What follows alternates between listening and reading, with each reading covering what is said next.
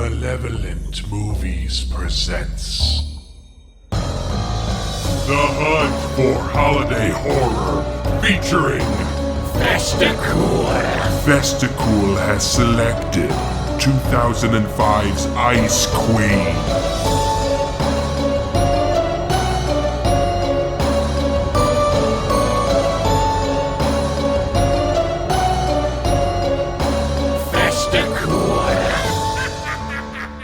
All right, hey everybody, welcome to Malevolent Movies, the podcast, and our very first episode of our first annual Hunt for Holiday Horror.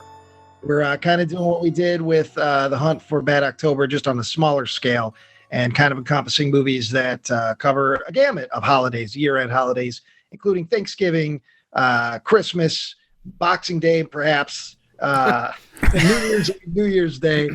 Black Friday. Yeah, Black Friday. Yeah, all the sort of year-end holidays. And this is our first episode. We're going to be watching 3 movies for this go-around. And tonight's inaugural episode is Ice Queen. Yes, Festicool's pick is our wonderful holiday horror. I shouldn't call him a mascot because he's listening to this. He might get mad. But our lord, our holiday horror lord. But he wrote a little poem for the boys that when he announced his pick, and I shall recite that. The time has come for Festicool's pick. Bastard that he is, has pulled a dirty trick. From deep within the Malevolent Movies lore, a film shall rise again and entertain once more. The tale of a lovebird trapped within a ski resort. He must survive an avalanche and unfrozen primal escort. Watch as the titular Lady Beast slays every scene for Festicool selected 2005's Ice Queen. Yes. So he loves his poetry. Yeah. He does it on the side. But he's a festive beast. You know, he may tear souls apart and then revel in bad taste, but he still wants to be festive. So he likes to, like the leprechaun, he likes to talk in riddles and poetry. Yeah. Gosh, yeah. So, quick synopsis. That way we can update our audience. While transporting a unique female species from the Pleistocene age? Is that how you say that? I think that's what he says. Yes. Yep. That's about it. Yeah. Fuck you, Joe. You don't fucking know. You Jurassic-looking Professor motherfucker. Buckley over here. Well, I got amber. I got mosquito with amber, I think and it I'm was gray. the Metazoa era. Yeah, the Paleontolic era. Paleontolic. Yeah. So, anyways, female species from the Pleistocene age. A.k.a. Ice Age, a military convoy is attacked and the sample is abducted. The creature called Ice Queen shall be conserved.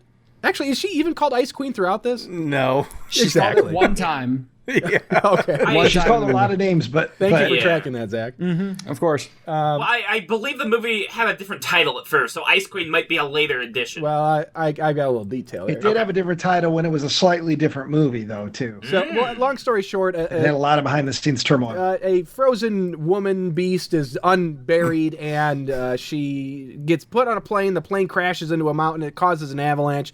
Avalanche covers this resort where we got Johnny and the boys and the girls, and they got to survive. And bing, bong, bing, check it out, Ice Queen. Yeah, basically. That's the movie. Yep. All right, see you later, guys. Great episode. Festicool didn't have keywords. And he also didn't have any naughty list items. So he could pick whatever he wanted. And I have seen Ice Queen from the past. I saw that in a movie night years and years ago. Mm-hmm. Nick, you were there as well, were you not? I was there. Yeah. And so when you saw that Ice Queen was one of the Festicool's pick, how did you feel? I was shocked, but quite frankly, but not surprised. You know, Festicool, he's a trickster, and he'll take any opportunity he can to get ahead, even to sink so low as to pick Ice Queen. So, you know. Now, is there any holiday involved in Ice Queen that I missed on? Shut up, Trevor. No. They say holy fucking Christmas.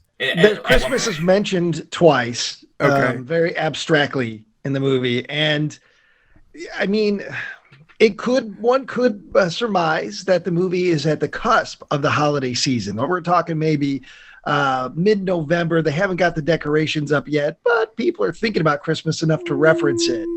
So maybe a Thanksgiving film, maybe. It could very well be, yeah. So technically, the holiday portion encompasses like winter themes, not just like specifically a holiday.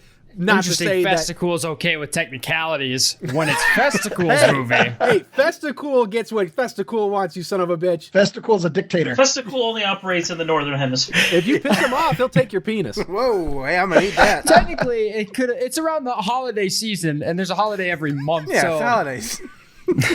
Technically, I'll reveal this later, but there is a celebration happening in the movie. You just don't know. So we start with, we see a guy in a hazmat suit guarding a big old drum of goo on the back of some vehicle. He's kind of sitting there bobbing up and down a little bit. He's got a gun. And we then find out that it's a military convoy, I guess. It's like three trucks. It is. In an SUV or so. And then we see there's a ridge. We see like a ridge where an SUV pulls up. And this guy gets out, who I don't know. Do we get a name for this guy? I've just called him His name's Mac. Gravel Face. Yep. Mac. Oh, Don Perlman? That's what I called him. Yeah, sure. Yeah, Don Perlman. He's like got binoculars out. He's like looking at these three trucks basically, and he's got a big old walkie-talkie, and he radios to a helicopter and says, "Hit him." And then we see this chopper that looked pretty good. Yeah, was this a real helicopter? This whole. I'm fairly certain this whole sequence is all practical. Mm-hmm. It looks like it, at least. It's expensive. It's also all stock footage. That's what I was gonna say. It's stock footage that was shot for the Invasion of the Body Snatchers remake. Wow. Yes, because this looks a lot like the beginning of For Your Eyes Only as well. I wish you didn't tell me that. I wish you did not reveal what you found in the commentary, because I was going to give this movie a lot of credit. I was thoroughly impressed. How did they get? Why do they have this footage, and how are they legally allowed to use this footage?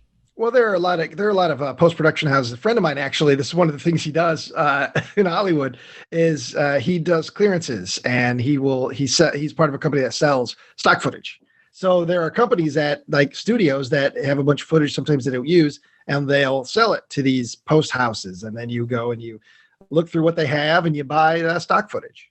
Yeah, you can get it pretty cheap. So basically, what the fuck are you talking about? You give like $5. Toss you go out there with like $200. You get a whole picture. You can haggle usually. I'm saying it's a lot cheaper to get this stock footage than it is to shoot your own footage. That's why okay, they use but that's it. not That's what you said. You said it's cheap. Yeah, you can get it for pretty cheap. You want an explosion? It'll be like $10. For studios, it's not bad. I'm just saying. If you want coverage, it'll be $13. Yeah, for Edgewood Studios. Everybody knows Edgewood Studios. Oh yeah, everybody's edging these days. So, anyways, these first couple scenes, specifically the convoy stuff and the science room experiment stuff, that was all done well after Principal. Okay. Those were all added reshoots and stock footage. That makes sense. Hey, that actually explains a ton. That puts a lot of pieces together. Yeah, because I just, by watching it, I mean, I noticed that one, all of the action sequences were well above what I figured the budget for this movie was going to have. We're out the gate having choppers, and none of it was in the snow. And there was fucking cornfields. Looked like it was shot here. And all the footage of the characters that I knew were going to continue in the movie, like the Mac, or what do we call him, Don Perlman. Don Perlman, like Don Perlman. Every time you saw those guys, there were tight close-ups that didn't necessarily match what was going on, and so I assumed right away that they bought some stock footage. But I was still impressed that they went that far. They're like, "All right, we're going to buy and create an entire 5-minute opening action sequence specifically, 100% stock footage to start off our monster movie." Well, and to give even more info, so the movie was originally like 3 different scripts.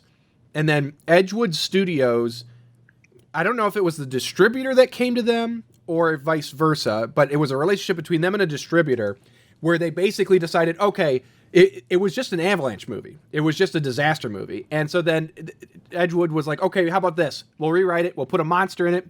There's going to be a sex scene very early on with titties, and that's what we'll do. And so they called the director. The director wasn't on the commentary, but they called him and woke him up in L.A., and he revealed 2 weeks to write, 1 week to cast, 1 week to prep, and 2.5 weeks of principal photography. Wow. Holy shit. Wow, that's quick. In and out. So a deal was made, and then all this shit happened. So anyway, there's a whole action sequence happens that does not belong in this movie. And then after some more shooting, we see that barrel is being removed by different hazmat suit guys. And Don Perlman is on the scene with his sunglasses kind of overseeing everything. Then we go to a lab where we see that big barrel. They kind of take the thing off, and you see somebody's head floating in the middle. I don't know how else you would have done it, but it still looked very silly. I feel like there's a better way to do that. Like have her all the way uncovered or something. I don't know.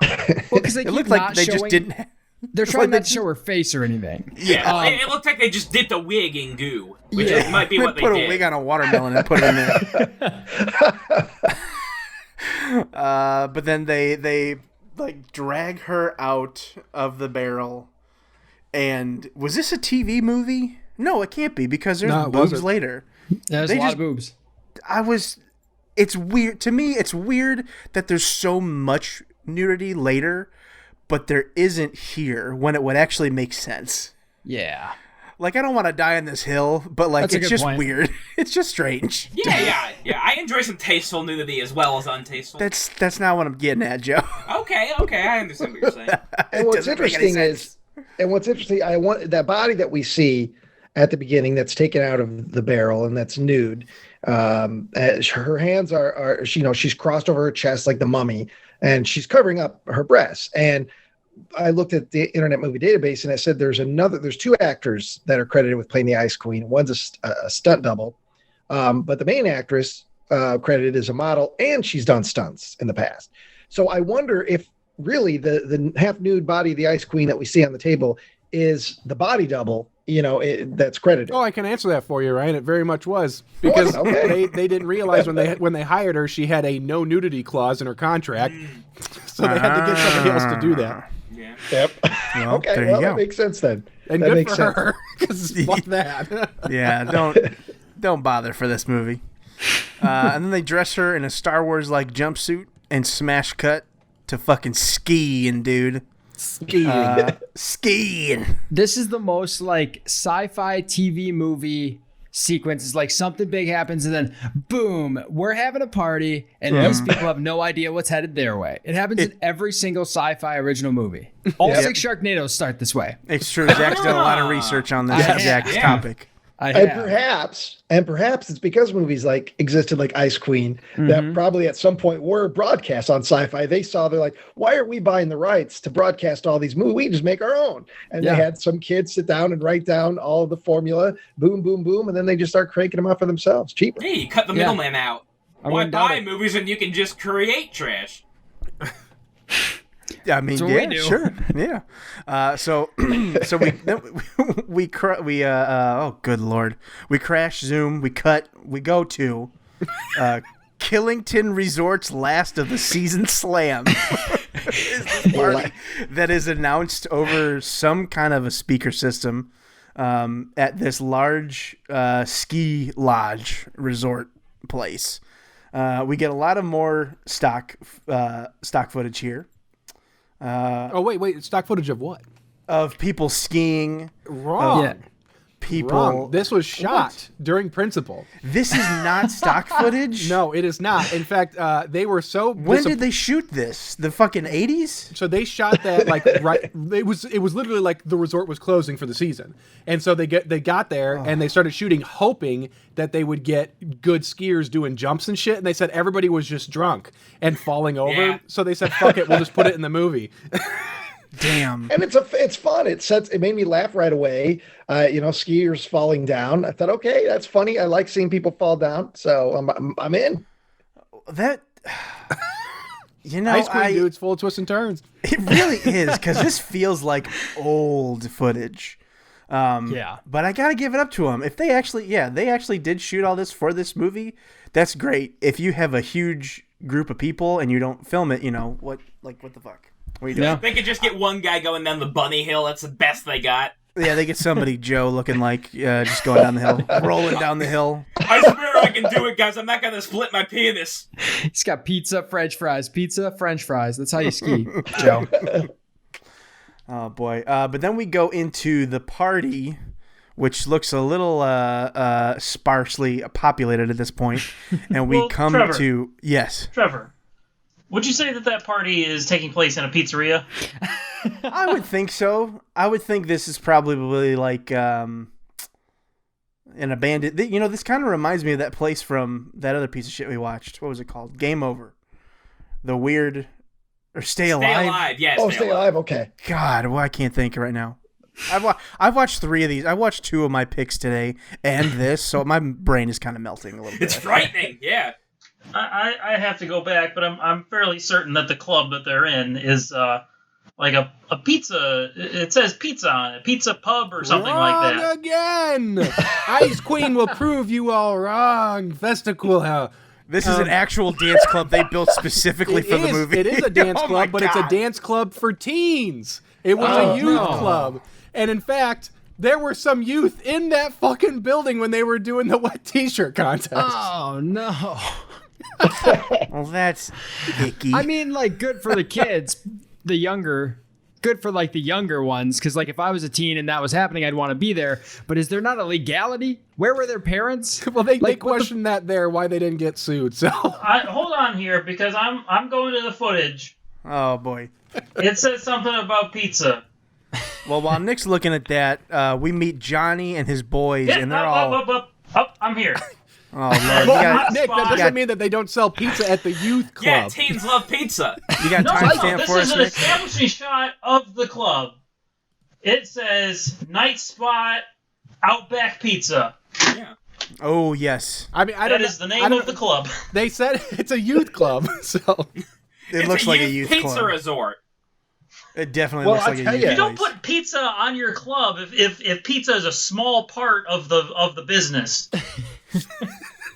Pizza is a primary. Night Spot was bigger, so it's the Night Spot featuring pizza. I feel we've gotten off track. It's almost wet t-shirt time. At the pizzeria. So Johnny is flirting with this gal that whose name we learn is Elaine, and his buddy is asking him, like, one of his buddies is basically telling him to go for it, and one of his like, oh, when did you tell your girlfriend you'd be home?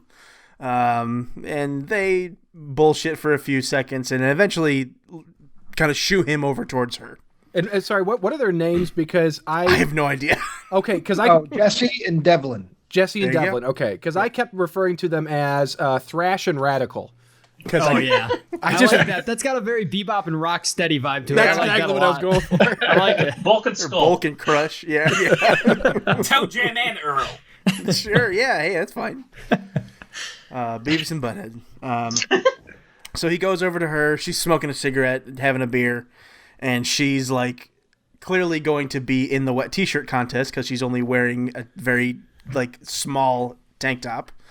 And they're just talking to each other, and he's asking her if she's gonna compete. Well, she's shy. She's It's very an shy. Olympic event, yeah. She's very shy, and then one of his buddies comes over, the one with the hat, and she's trying to get. I guess I don't know how a wet t-shirt contest works. I don't know if this is how it actually goes down, where they need votes like this, where she like enlists him to be like her campaign manager. Well, because she has almost. to get the electoral. Like, the popular vote's only so much of the wet t-shirt contest. See, and I was wondering if it was the same thing. It is. It's very much similar to the Recount the presidential perky election. nipples. Recount them. Yeah, That's how Trump got elected last time because his tits were the most saggiest. Yes, correct. the most saggiest tits in the land. Well, she decides to prove herself or something. He's like, oh, I need to see some Evidence of these something, titties. some evidence. Yeah, so she just dumps a picture on herself, and we have our own personal wet t-shirt contest. She's got these giant, the biggest, fakest boobs I've ever seen in a movie. I ended I'm up sorry, calling her lady. Scamala Anderson because she scams him out of money, and because she looks like the great value Kmart version of Pam Pamela Anderson. Anderson. Yeah, that's a pretty good. That's a pretty good. I will say this though, she was probably one of my favorite actors in the movie Yeah. Because her performance kind of felt to me like she was aware that this was shit. She's being very goofy on purpose. Yeah. And whereas the other guys, like particularly one of his friends, is just fucking terrible. Yeah. Like the bald guy, he's so fucking awful. in this So movie. bad. Yeah. Oh, Jesse. Yeah. He's a terrible actor. He's a terrible character too. Yeah. So I'm just going to give you guys some inside baseball here. Please. So later in the movie, I think it's when Elaine is fessing up to Johnny's girlfriend Tori. Fast forwarding a bit here. You mean Spoiler alert. lying to her? But go ahead. Well, hold on. She's mentioning that one of her of Johnny's friends paid her to do this thing, to set them up. And what was originally in the movie is the friends slip him a Mickey. And that's why he looks all fucking wonked out, because he's standing there like, and it doesn't, it's very bizarre. And they mentioned that's why they kept cutting to shots of alcohol getting picked up and served to him. And it's usually the same shot, just reversed, so they could double it. And so originally the distributors told him to take it out. So originally my take is that there was a subplot somewhere where the friends didn't want their buddy to get married, so they try to sabotage him and his girlfriend. Jesus. Sure.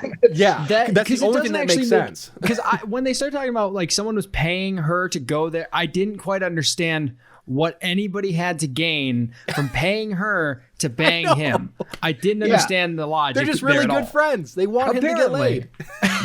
Why don't you guys ever pay for me to have sex? We don't have deep enough pockets. We can't pay for Joe to have sex, let alone you. That's why we left Joe at your house. I thought that was the understanding. Yeah. That was the implication. Well, paying for Joe to have sex is just the cost of a melon, really. Oh boy, oofy doofy. So anyway, Johnny gets really fucking hammered. Apparently because he was roofied by his buddies. So that happens. So one of his friends keeps reminding Jesse keeps reminding him about Tori, but he keeps ignoring him. He buys everybody around, and he and Elaine dance. Boys get their drinks, and there's a montage of him just getting more and more drunk as the wet t-shirt contest continues. Well, yeah, I don't mind the wet t-shirt contest aspect of the montage. I hated the fact that he was pretty much looking to the camera and throwing up, "Yeah, bro," as he was doing all this. Yeah, look how drunk I am. It felt like the director owed him a favor and was like, "Don't worry, like we can't pay you, but how about this? We can get We'll you get real a bunch drunk? of wet ladies and we'll put them on you." And, Yeah, he was like, I think that's what happened. It's the standard thing you get in an independent film to get an actor. You say, okay, we're going to give you a meal. You're going to get a copy of the project. You're going to get Internet Movie Database credit. And you'll also get to motorboat some wet boobs. So. Yeah. You get to see a nipple. Incredible. So then we hard cut to planes taking off from an airport. And we go into one of the little hangars, and there's a very official looking pilot. Who looks like he got his official. Yes, very official. I call this guy Brian Gosling. So Brian Gosling is talking to Don Perlman, and he's giving him an info dump about the basically this like flight he has to run. He's got to run some kind of cargo. Also, there in the establishing shot, there's an SUV outside where 2 army men are standing by it, guarding it. I guess. I'm a little Regarding the confused. film equipment. At this point is where I get very confused, because did Don Perlman not already destroy the where Thank the you. Ice Queen? Did he not already get the Ice Queen? Yeah, he already stole her. So why didn't they put that in the helicopter? They had a helicopter. They had a means of transportation. Why do they need to get to Cleve Buscemi? Right. Why is he in there? I thought this was a different person. I thought that there were, because is it not 2 different people? There's the person with Don Perlman at the beginning with the binoculars, and then is this not a different person? No, that's all implied to be the same guy. Yeah, I believe it's the same Okay, man. I can only keep track of so many ugly faces. So he was stealing it back because he stole it the first time, and then he has to go through this thing. But then he says that he's getting paid $500,000 to steal the thing that I thought he already stole. Who stole it in the first place? There's a whole movie we didn't see between these 2 scenes. Because all of the stuff, again, at the beginning is done after Principal as a reshoot. So I'm going to guess that there was some different plot at the Entirely. initially. Yeah. And or maybe this was it. Maybe they added that stuff because it was too short. So maybe we come in at this point where there's this espionage. We're going to take this body thing. Yeah, that wouldn't surprise me. If this was supposed to be the start, that actually makes way more sense. Yeah. Because let me see, what did this movie run? Is it an hour 30 even? It's like about an hour. Yeah, 136. Yeah. So, but anyway, the gist of it is, if they make this drop if they deliver whatever's in the SUV to this place on the other side of the mountain before sundown, they're gonna get $500,000. And Don Buscemi, good lord, Don Perlman, then kills Brian Gosling, and he's gonna fly the plane himself. Yeah.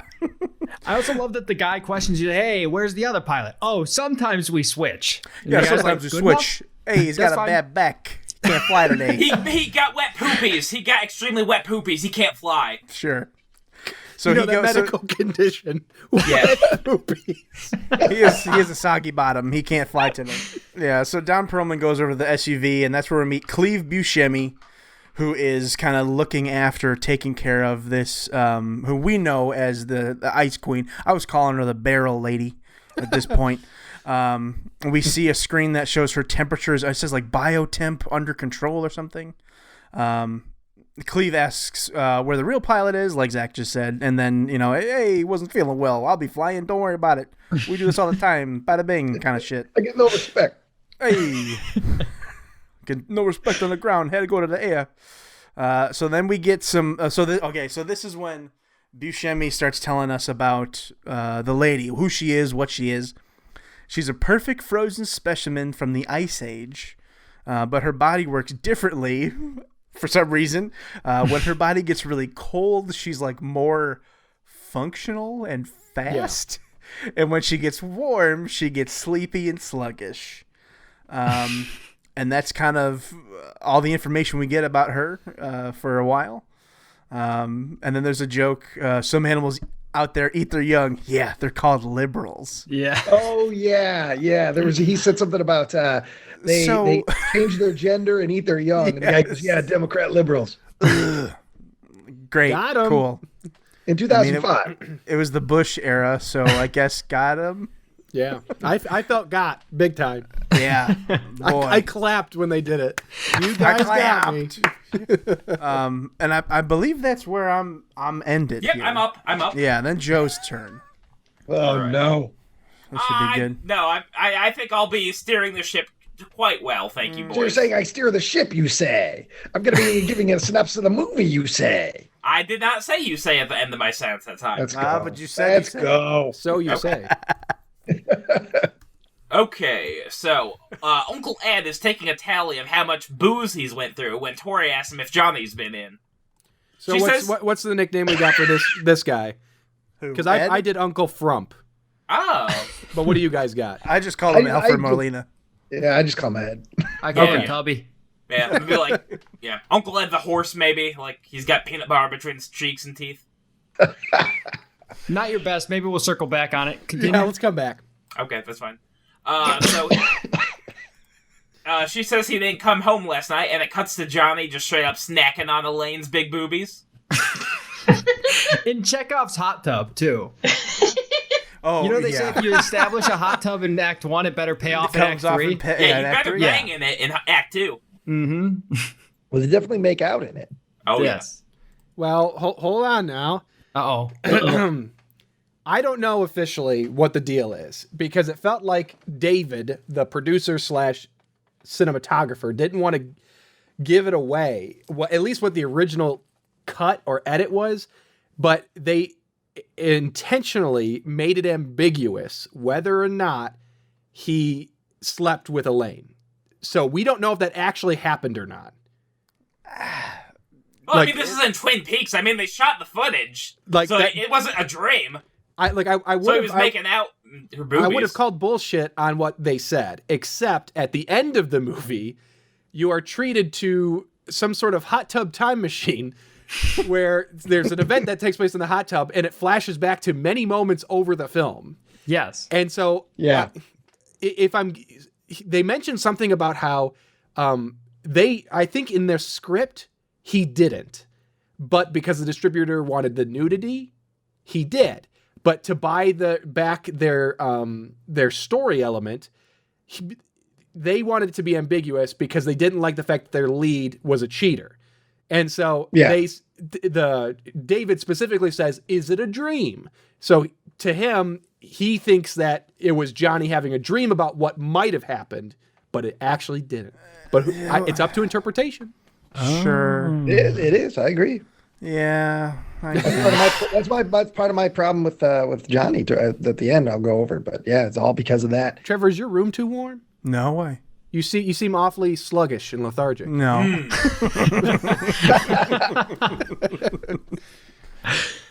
Okay.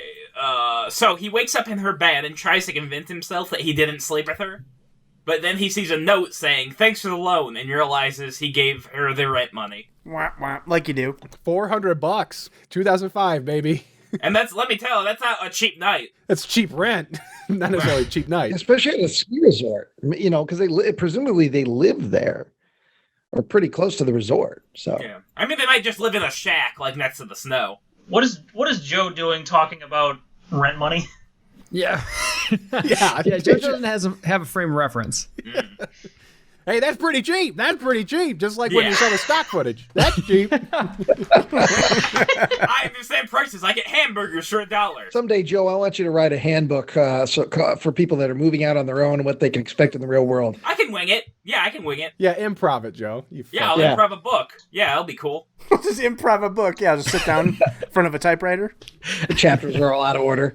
I just wrote 3 pages of all play and no Pages. jack. I wrote 3 pages. I love when you get Steve Brule mouth. The more excited Joe gets, the more he salivates. All right, what's next, Joe? What's next? Dr. Goddard is telling Mac how different the ice cream's internals are to ours, while the coolant starts to malfunction. Ice cream's Eternals.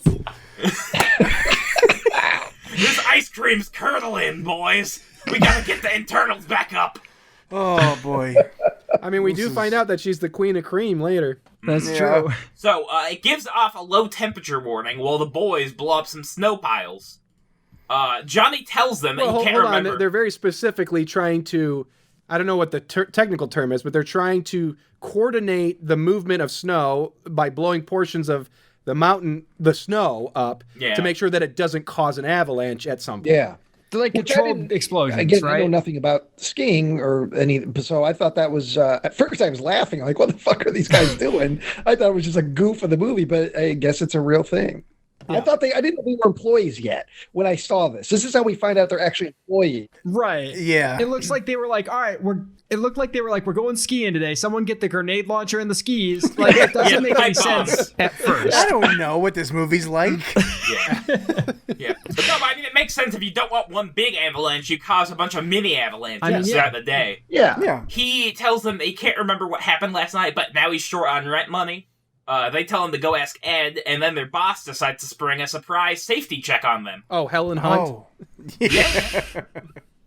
That's what I called it. Oh, okay. I didn't know her name. No, it's not Helen Hunt. No. I know it's not Helen Hunt, but I didn't know that. I don't know the character's resembles name. Helen Hunt, Joe. Audrey, Okay. Yeah.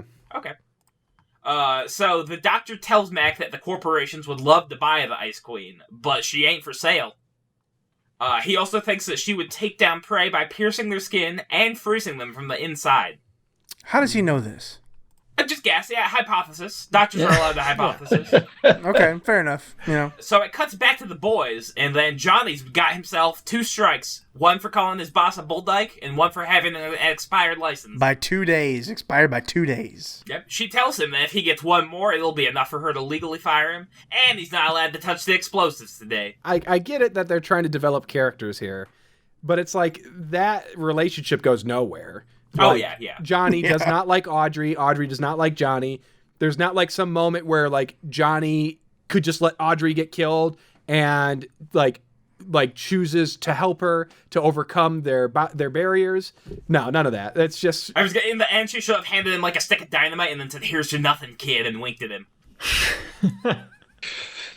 I guess your license ain't expired today, bucko. Your license to kill. Yeah. I got a license to kill. So So, Johnny decides to try and ski down the mountain that they're currently collapsing, presumably to try to impress his boss that he's so fast he can't be fired. You boys get up there and you collapse that mountain right now! He's trying to outrun his ass chewing. Yeah, I mean, yeah. So a big pile of computer snow almost catches up to him, Computer snow. but Johnny's able to hide behind the big rock before it hits him. Computers now, I love it. Yeah. Mac pulls a gun on the good doctor and tells him to jump out of his plane. He's going to try and sell the queen to a drug corporation for more than the $500,000 he got paid to deliver her. Well, because fucking Cleve, What do they need the ice cream for? the doctor keeps talking about how much she's worth. And it's like, read the room, dude. Like, don't spill your beans here. Like, Also- you've got this guy that's wearing like a sweater that has like a tiny German flag on it or something. And it's like, I don't want to be... In movies, typically, if they have a tiny German flag on it, you don't trust the character. Well, most of them are Nazis. Not in 2005, at least. It's not just a coincidence. Well, and like what's weird to me is like Don Perlman doesn't seem to want to kill this man. He just wants him to jump out of the plane. And the thing is, if he jumps, he's gonna die. I don't understand why he doesn't just shove him out or shoot him. Like, what? Why? Other than we need him later for the plot, why does Don Perlman not kill him? Well, maybe Don Perlman doesn't know a lot about snow, and he figures, well, it's soft and it's white and it is a I mean, pillow. yeah. So if he jumps out, maybe he'll be Maybe fine. he'll survive. Maybe he's not such a bad guy. Maybe he just saw Air Force One and he was really inspired by Harrison Ford. Get That's off my probably what it plane. The queen finally wakes up and slashes off Mac's arm before he can shoot. Yeah. She jams an arm inside of him and freezes him like he's the ice cream of the future. he This serves is really him a tough pile for of Joe. dots. Dippin' dots. Yeah. I was hungry before I wrote this, I'm sorry. So Goddard takes over the wheel, but he doesn't know how to fly a plane. Johnny stops in the Ed's to try and beg for rent money. He has to hide behind the counter because his boss comes in. And then Ed asks if he drank it away. Johnny says that everyone is really glad that he beat alcoholism, but can he please have $400? And Ed gives it to him. That's an important we plot learned- point. Yeah, we learned in the scene, one, that Ed is a recovering alcoholic, and two, Ed is also Tori, Johnny's fiance or girlfriend. That's her uncle. Yes. Mm-hmm. So it's like everybody works here. Tori's uncle, everybody. It's like, Family business. yeah. Yeah. Very much. I mean, everybody knows that the ski slopes are inbred. I mean, there's nothing you can Granddaddy do owns about the it. mountain. So that's where my segment ends. I'm golden now. So I'm watching the movie back as Joe's describing it. What Joe did was he just took, because there's a lot of cutting to things and back, Yes, scenes that last about a minute and a half. And Joe just lumped up all of what, like, one group of people did and another group. And Yeah, he edited the movie for us. He made it somewhat it could be a better coherent. movie at this point. I don't know. But okay, it's my turn now. So Get the Buckley cut out here. Coming to HBO Max next month. yeah. Okay. So Dr. Goddard is trying to fly the plane with while the Ice Queen throws a fit in the back. I did a little joke here, guys. Let me know if you think it's funny. She's throwing the fit in the back because they ran out of complimentary peanuts. Hey. Oh. I'm 10 out of laughing. 10. Goddard, he keeps looking back and seeing her freak out and like realizing he can't fly a plane. He keeps going, "Oh, come on. Oh, come on." And then he eventually says, "Oh, for the love of come on." I thought that was funny. Elaine, the buxom blonde, shows up for her interview with Tori. So what a twist. Earlier, Uncle Frump says that, hey, Tori, you got to go do the interview. We don't know who the interview's with. And boom, it's Elaine. Oh, no. What a sitcom. That's awkward. That's awkward. So they sit down, Elaine and Tori sit down to do this interview, and immediately Elaine sits down and then tries to grab the coffee table and bring it closer to her. She didn't come in with a drink or anything, and I hope she wasn't going to put her feet up because that'd be awful to do in an interview, Joe. I think she just watched Men in Black and she assumed, like, what if she needs Yeah, a that was a surface to test. write on? Yes. She might need somewhere to write down stuff. So, very awkwardly, we the audience learn that all of the furniture was bolted down because people tried stealing it in the off season. But really, it was bolted down because it was bolted down and used in another Edgewood's film, and also they have to rotate the room later, and that they use that as a goof that they're all hanging on to it, like from what is now the ceiling, because the room flips. So a little bit of trivia. We learn that Elaine is in law school, and she needs a steady job so she can pay for tuition, but she also needs time to study. So that's why she wanted to work at the resort. Also, there's cute guys. And Tori agrees. And we also learn in this sequence that Elaine's nipples, I don't know if she has a condition or if it is cold outside. I get Very it. puffy. I think she is the movie's visual thermometer, like so that we know it's cold enough for Ice Queen.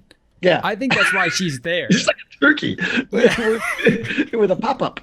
Exactly. Her nipples are hard pretty much 98% of this movie. Anytime you see Elaine, she has very hard nipples. Yeah. I sense just want to flick them danger. like a light switch. They're like Sting from Lord of the Rings. They sense the Ice Queen. They glow when orcs are near. Yeah. I'm trying to look up if Spiders talk whenever she's in the room. There's good juice inside. I'm trying to find out if sometimes after you get breast augmentation, can you have permanently erect nipples? Yeah. The jury's out. Probably. So I encourage the audience to look this up themselves. I'll do some research. I'll look at I'm that. sure they have to rearrange the placement of the nipples when they do that surgery, so it's possible. Yeah. They put them on backwards. That's the issue. Inside out. Yeah, they're going inside. Yeah.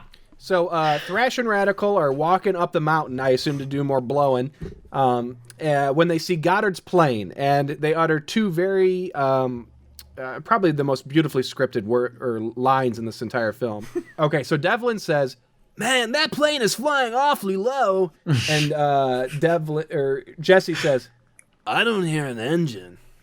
So they don't say it like that at all. I've been trying to remember why that phrase has been stuck in my head for about 10 years, and watching this, I finally remember. And it's great to have closure on that, because every time I see a low-flying plane, I think, I don't hear an engine. And I didn't know why, but there we are. It can finally be at peace. Yeah. Yes. So Goddard accidentally commits 2005's 9/11 and crashes the plane into the top of the mountain, causing an avalanche. Thrash and Radical have to strap up and hit the slopes to get to the bottom before they are hit by the avalanche. Goddard and the Ice Queen are both still alive, but the plane is teetering over the edge of a slope. Before that shit can munch us, Thrasher and Radical are often grinding that fat white. Goddard's plane then teeters over the slope. They say that in there. What? Did they say that in the movie? No, I mean, they do say that shit. We got to get down there before that shit munches us. But I made up the part about grinding that fat white. I love that. They call it powder. The powder. Ride the powder. Goddard's plane teeters over the slope and starts sliding down along with the avalanche.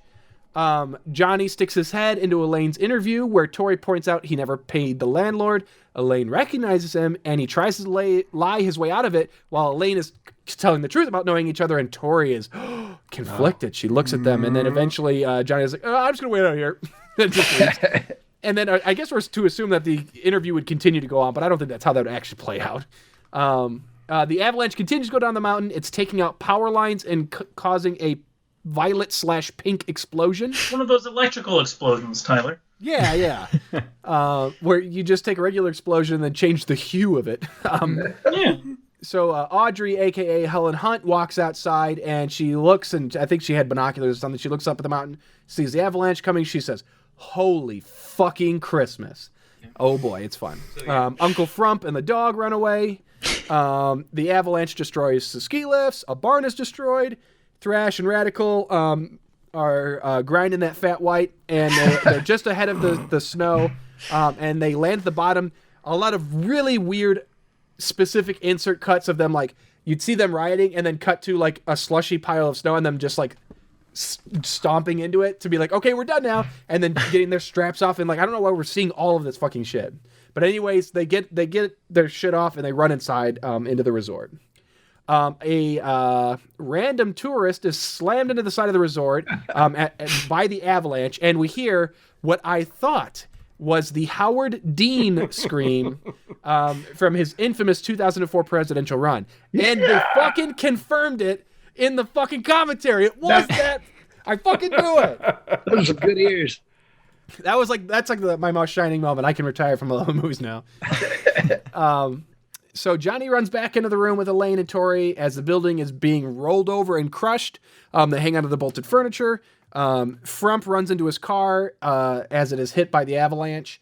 And then we cut to like a wide shot of a parking lot full of miniature cars as they're slammed by snow. Mixed results. There's some great miniature work. There's some decent miniature work, and there's some shit miniature work. Some of the snow looks like sawdust or sand. Some of it's like bright, almost brown for some reason. I have no problems with the miniatures. I think they're actually pretty well done. I think they're just shot terribly, because I think if they were shot right, it would be good.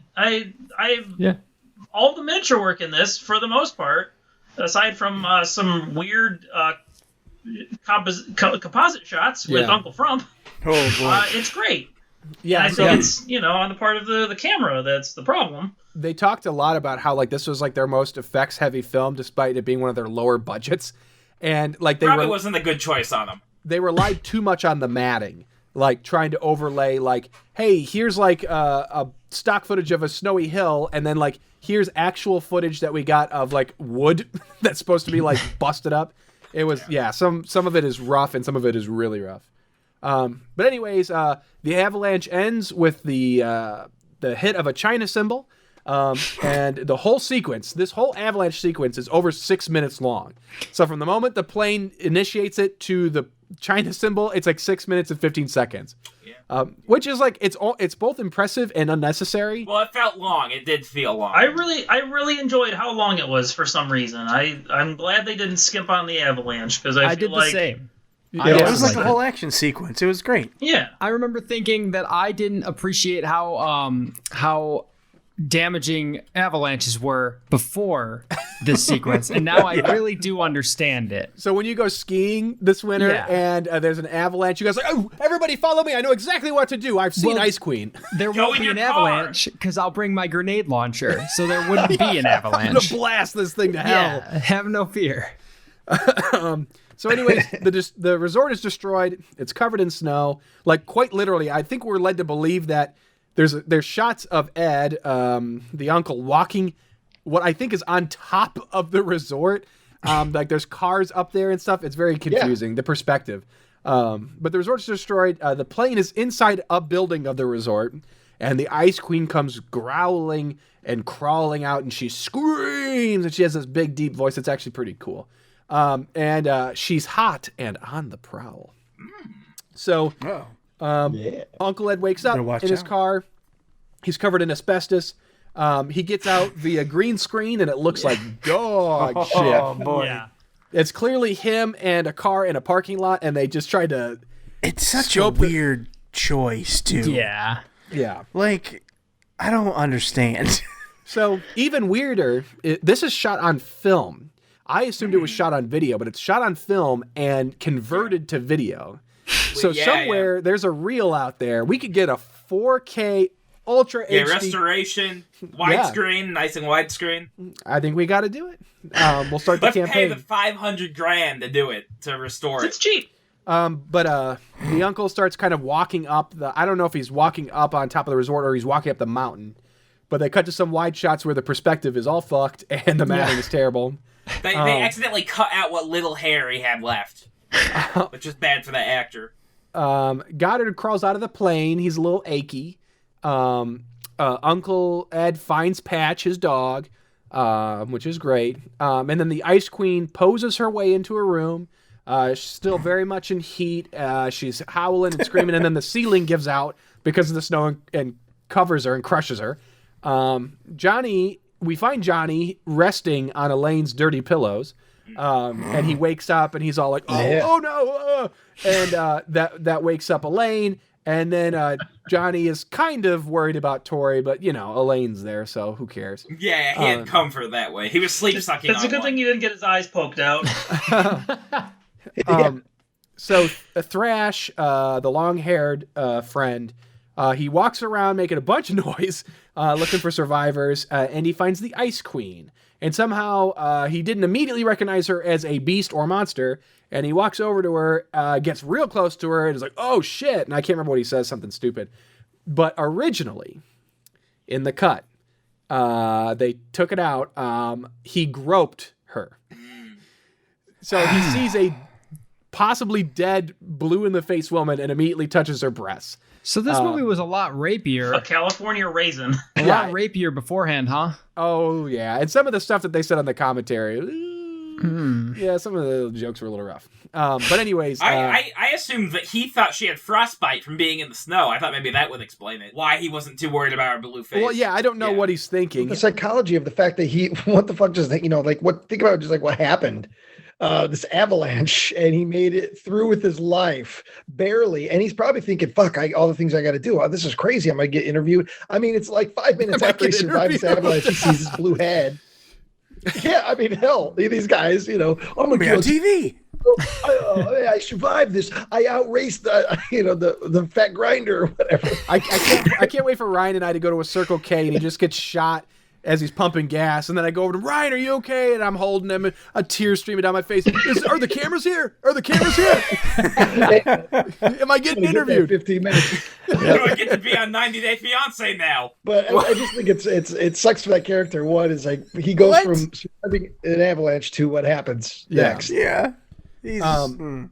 So anyways, Ice Queen wakes up. She jams her arm through his chest and immediately begins to freeze him from the inside out.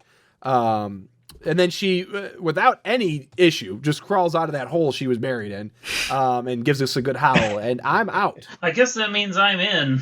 10. So I guess before I go any further, I do have to ask the question, because we're in the upside down here. Are we to believe that the entire building was flipped upside down? Is that what is being implied? Yeah, I think so. But there are some rooms that are right side up, so I don't know. Okay. Portions of it. Perfect, Portions like of the it. front room. It was a choice that was made. Yeah. So anyway, Johnny and Hooters? What's her name? Elaine. They hear Tori. She's been buried in half an inch of snow under a desk, and they're trying to dig her out. And then Johnny gives his girlfriend his jacket instead of Elaine because he wants to keep her boobies hard. So then things get real awkward. Elaine, mind you, is wearing a skirt, right? Yeah. Yeah, and high heels and not much else. So she's got to be fucking freezing. Yeah, no. So don't give her the jacket. Give a second jacket to your girlfriend.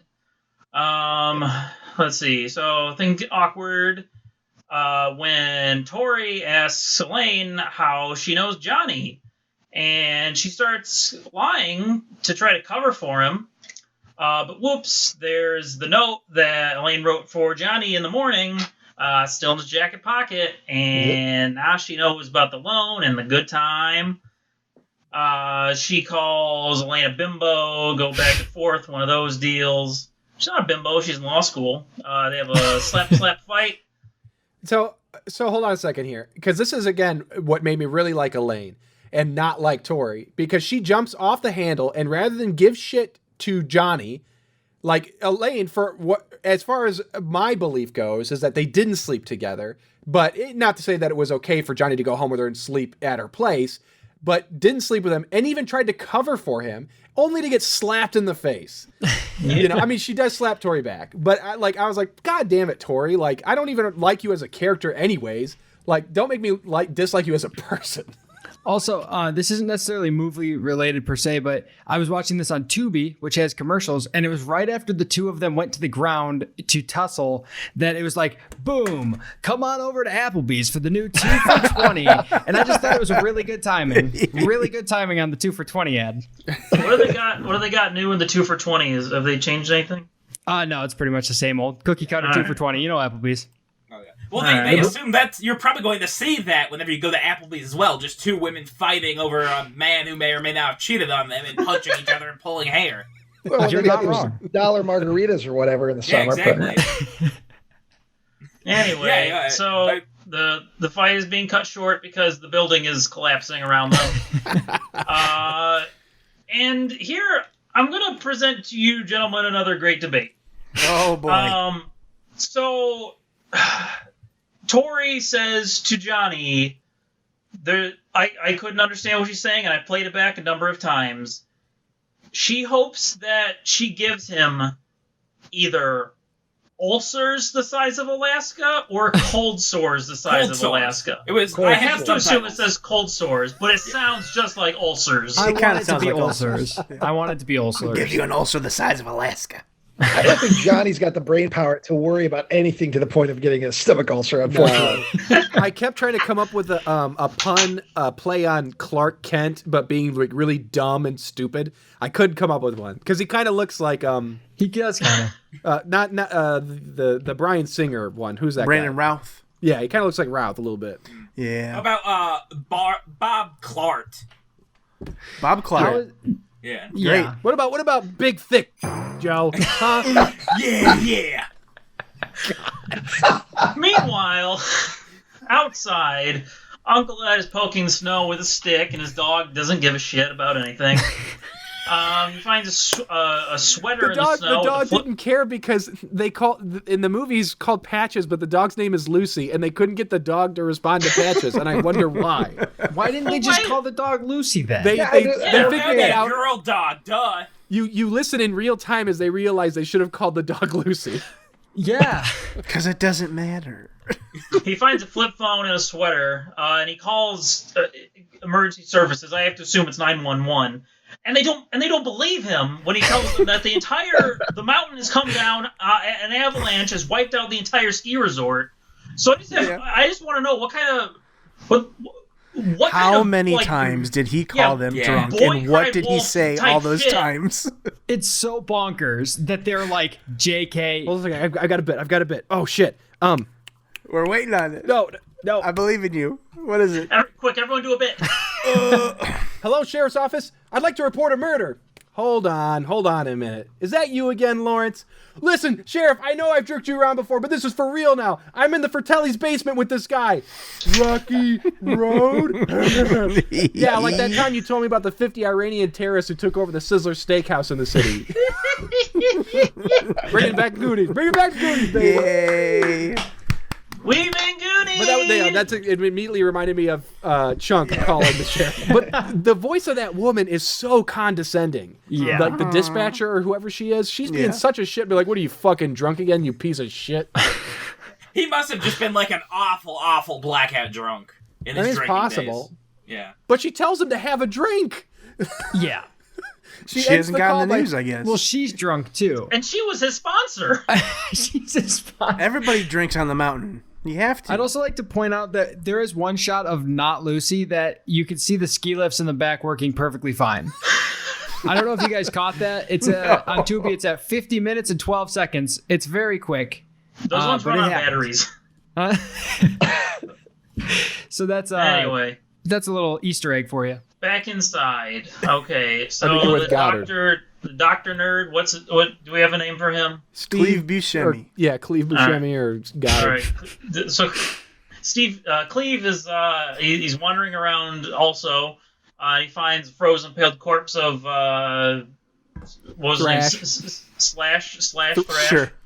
And he discovered, and I want us all to say what he discovered, that he is frozen From from the inside out. The inside out. I think we synced up. I Yes. think when Tyler goes to put that together, It's going to be perfect. It's going to work Great job, flawlessly. guys. Great job. You know the secret. I just moved my mouth a bit when Joe was just chewing his tongue. Yeah, don't Very exert too much clever. more energy, Joe. Very clever. So back at the old three-way, it's going about as well as you'd think. What's his name? Johnny, he takes off to find others and leaves the two women alone to kill each other.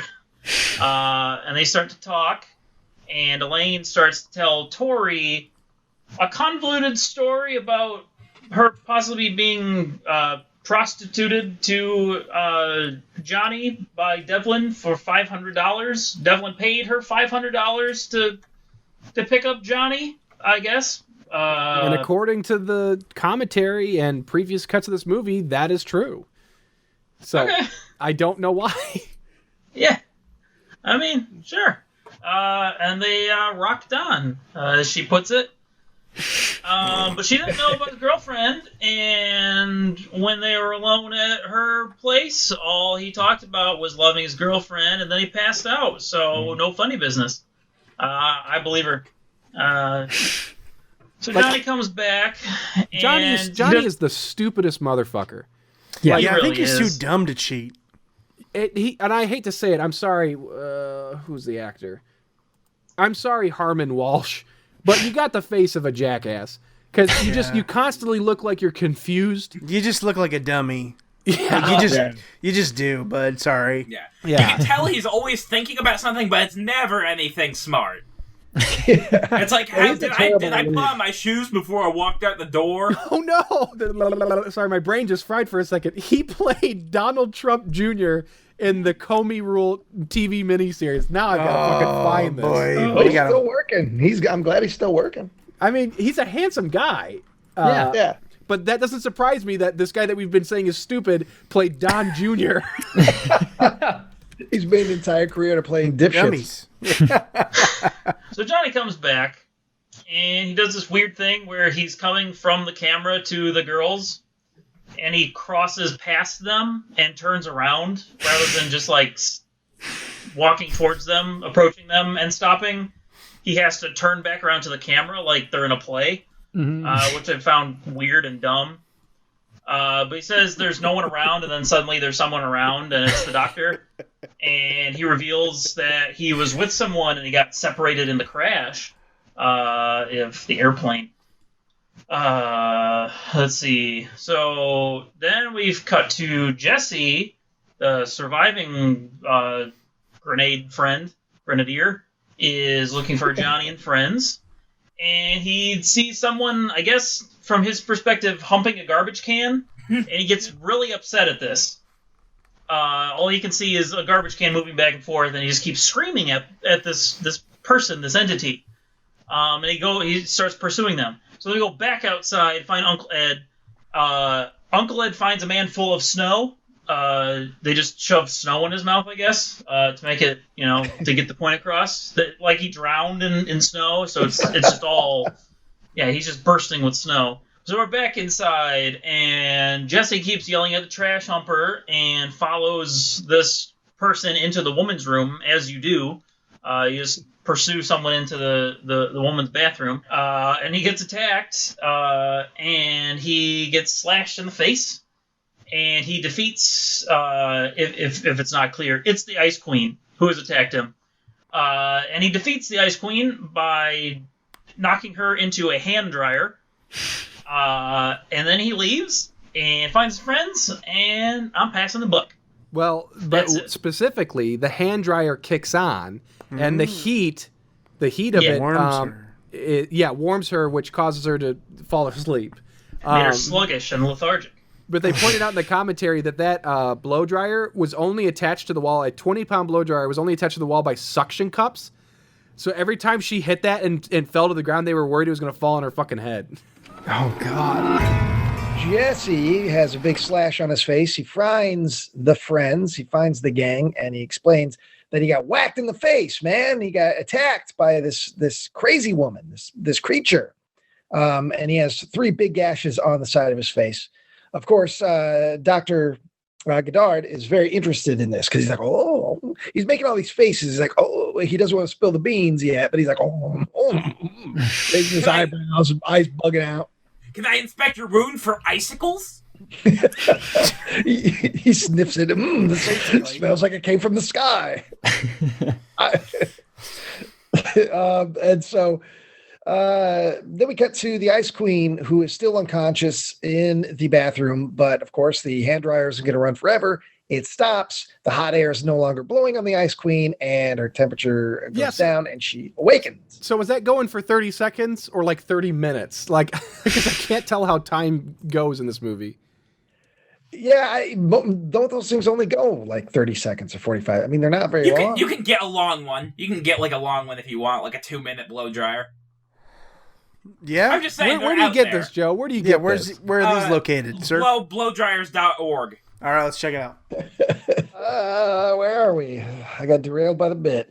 Okay, yeah. So the dryer shuts off, and of course, this makes Ice Queen come back awake. She's conscious again. She gets up and she does her movements. The actress playing the Ice Queen does a lot of choreography as the monster, and it's good. It's fun and whatever.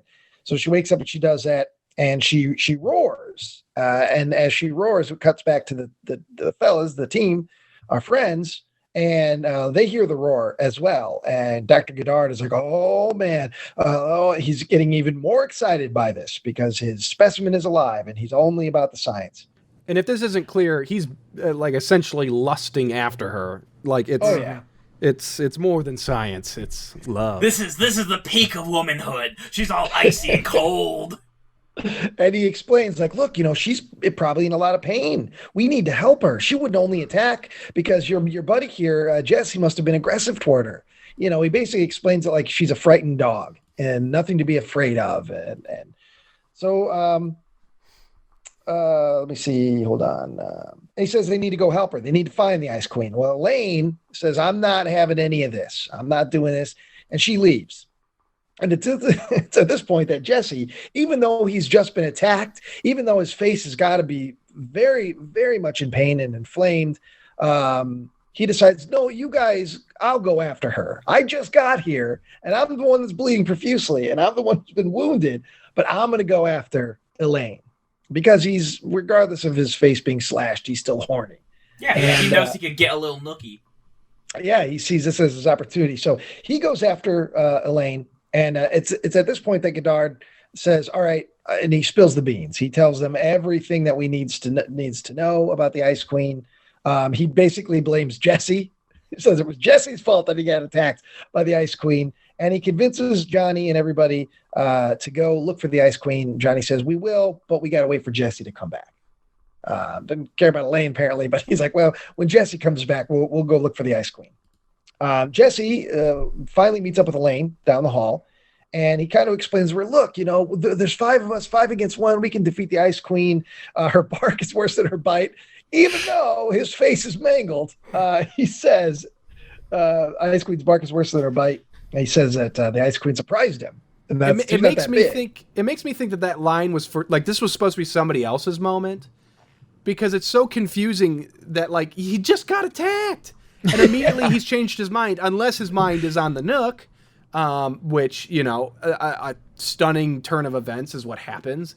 Not full sex, but it's just like, it made me feel bad for Elaine. Elaine needs law school because she needs to get confidence that she doesn't have to hang around these jackasses getting paid to smooch and kiss boys. Ugh, poor Elaine. Well, and is this the friend who hired her to bang his friend? Yeah, which friend? That would have been Devlin. Devlin was the other friend. That's the one that she claims was the one who was. Do you think there was just a big mishap? Devlin wanted her to bang this guy, and she's just not very smart. And she tried to bang the wrong friend. They got their friends crossed. Just mixed them sometimes, up. Yeah. I think we all been there. Yeah. They almost look the same, so I could see how she got it's confused. Very Shakespearean. It's like Othello. Othello. Yeah, that's a great one. Joe Buckley's Othello. Yeah, Hamlet, but you got like a bunch of ham and pork like around your tits. Okay. Anyways, so Jesse, not only is he trying to convince Elaine to come back with him and that it's 5 against 1, it's in her best interest, but then he also hits on her. He says that she's pretty when she's scared and all of this. And Elaine kind of eats it up a little bit, to be honest. And meanwhile, though, Ed, who still has no idea he's in a monster movie, he still thinks he's just in a disaster movie. He's wandering around on the roof or wherever the fuck it is in the snow with Patches the dog. And he's thirsty because he's working hard.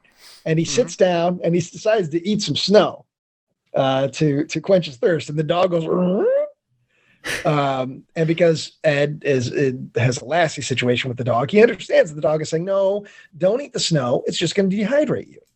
And so he decides against eating the snow. Now, I don't know if that's a thing. I know in the ocean, it is. Yeah, you're not supposed to. But is it because it's salty? Why? Is, it would dry your tongue. I bet it would like freeze your tongue, dry your tongue. Not gonna be good. Well, I don't know if there's anything to do with that, but I know. I mean, like, Buckley, PhD. Like there's something to do with the way that snow accumulates salt from the moisture in the air. That's what I was thinking. Because otherwise, I'm like, it's just cold water. I don't know why it would be, but yeah, that makes sense. All right, so Ed declines to eat the snow and continues on his way. Jesse and Elaine are trying to. They didn't leave the team very long, but apparently it's a long way back, so they have to take a break, and they decide to sit down and talk for a while. Got to make base camp. Yeah. Yeah, it didn't make any sense, but it's fine. It's Ice Queen.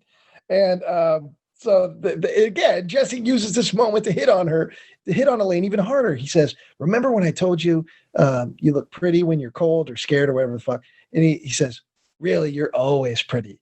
And Elaine's like, oh, thank you. And they start making out. She starts making out with the guy who's got blood and probably at this point some pus starting all over one side of his face and near his mouth. There's no fucking way she didn't get some blood in her mouth. And that's what I kept thinking as they were making out. But I didn't think it very long because a second or two into their makeout, these little red vines, these little red tubes that have been hanging off the Ice Queen, had something to do with the outfit they have on, some science-y shit. Those tubes, she could control them.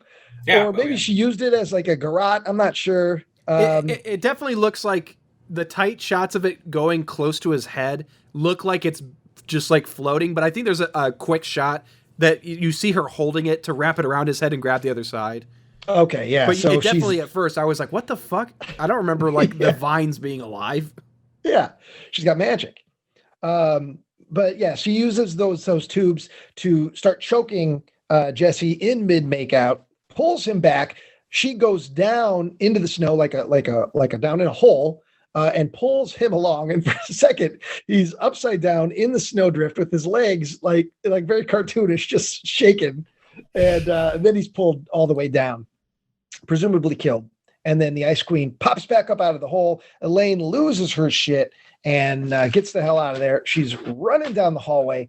And right when she runs, goes down the hallway, or she does it real quick, I wrote down Elaine jaw, because anyone noticed when in that moment when she screams, her jaw, it's like her jaw goes sideways in that scene. Maybe I'm nitpicking, but it really, it was kind of grotesque. In that moment, her fear, her jaw, it's just, she's got a weird jaw, and it just really looks weird in that scene. Well, she has a prominent chin. Very prominent chin, and it just when she yells in that moment, like Abe Lincoln. Yeah, it kind of hangs down. It kind of looked like in Demon's Rook when the woman gets her jaw ripped down in that one shot. It kind of reminded me of that. It looks like there might be a little bit of a, I don't know what you'd call it, but like a tuck under the chin. Oh yeah, like a skin tuck or something, because it's taut. That's a taut skin. Yeah. Maybe they had to take some of that neck skin to put it around the breast. So Elaine gets the hell out of there. She runs down the hall, and she runs smack dab into Audrey, the Helen Hunt-esque boss, if you've forgotten. And this is where Elaine, I agree, Elaine gives a decent performance throughout the movie. This is, though, an exception, I believe, to her good performance. She does this scared stutter bit, and it's just... she's like, I pulled her down a hole in this crazy blue face bitch. And she's doing this whole stuttering, scared thing, and I'm just like, oof, let's just wrap it up. Yeah. The editor did her no favors by letting that go on a little long. It went on way too long. But anyway, she talks to Audrey, and as we know, Audrey's tough. She's not going to fuck around, and she's like, well, slow down. What's going on? And she tells Audrey, look, let's go back and get your friend. I'm sure everything's fine. And trust me, no bad fashion bitch is going to fuck with me. And so Audrey so we get our first, badass line of the movie, perhaps, maybe favorite line. I don't know. But they decide to go back to the scene of the violence and see if Jesse's still alive. Unfortunately, he's not, and there's tons of guts and blood all around the hole and all around the area. Oh, and I forgot to say, when Elaine freaks out when Jesse is initially attacked, she does fall back on to the dead body of Devlin. So now she knows that both Jesse and Devlin are dead. At this point, nobody else knows about that. Oh, very interesting. I looked up Jennifer Hill, who played Elaine, to see how she's doing. Checked out her MySpace page. And she's got a picture with Chad Kroeger. Oh, okay. from Nickelback. Yeah. So she's been doing well. She's like, hey, guys, look at this photograph. Look, I went to Kroger's. They have deli chicken. Joe didn't get the bill. When Joe knows nothing about music and it goes around. That was very good, Ryan. Oh, fuck. Did this cut it out? Yep. Damn it. All right. So then we cut outside to Ed. A lot of cross-cutting between the action that's going inside and what Ed's been doing. And Ed is, again, he's just wandering. He's just trying to figure out how to get off the mountain, how to get help. And he finds the car lot. He finds the area where all the cars were smashed in together. And he gets inside one of the cars and he finds a jacket in the car. And inside the jacket pocket is a bottle of whiskey. And as we know from earlier in the movie, he is a recovering alcoholic. And he almost drinks. He says, oh, I'm so thirsty, which is a different sort of thirst than what he was feeling before. And he almost drinks the alcohol. But again, Patch is right there with a, and he decides, nope, I'm not going to drink the booze. I've come way too far. I've survived this avalanche. And he puts it in his pocket. And at this point in the movie, I really started to like Ed. Beforehand, I was kind of ambivalent toward him. But now I start seeing him as a character. He's going through this shit. And I still think it's funny that he has no idea there's monsters in this world, right? He's in a whole other film. He's just in the Avalanche movie. He doesn't know anything about monsters yet. He kind of doesn't have any purpose in the whole movie. You could almost take him out completely. Oh, yeah. And he wouldn't, the movie wouldn't change. Could I call upon your DVD commentary knowledge? Was this inserted later to add an additional 15 minutes to the film? No, that was originally that was originally part of the whole story. Oh wow! But they point out how weird it is that he basically does not interact with the Ice Queen, like it's just like his whole thing. So I think Ed is the means of getting them out, and that's it. Yeah. So there's no reason to keep cutting to him, but they do. Yeah, because you get the little adventure, Ed and his dog. It's like this, like I said, it's this whole other film. It's like a really bad Call of the Wild. Yeah, I wrote down Call of the Wild, Joe. I did write that down. That's good. All right, so Ed says, I'm not going to drink, but he keeps the booze because you never know. So he leaves with the booze in his pocket. We cut back to Elaine and Audrey. They meet up with the gang, and there's a great bit of dialogue here that could have been turned into an Abbott and Costello-esque bit where they show up. Tori says, where's Jesse? Elaine says, it killed him. Tori says, what do you mean? Audrey says, she means your friend is dead. Johnny and Tori together say, what?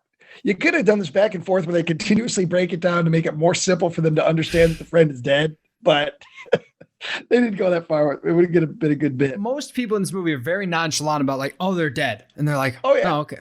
Bummer, darn. Well, it's also right around here is where Audrey continues to show that she just doesn't give a shit about anybody.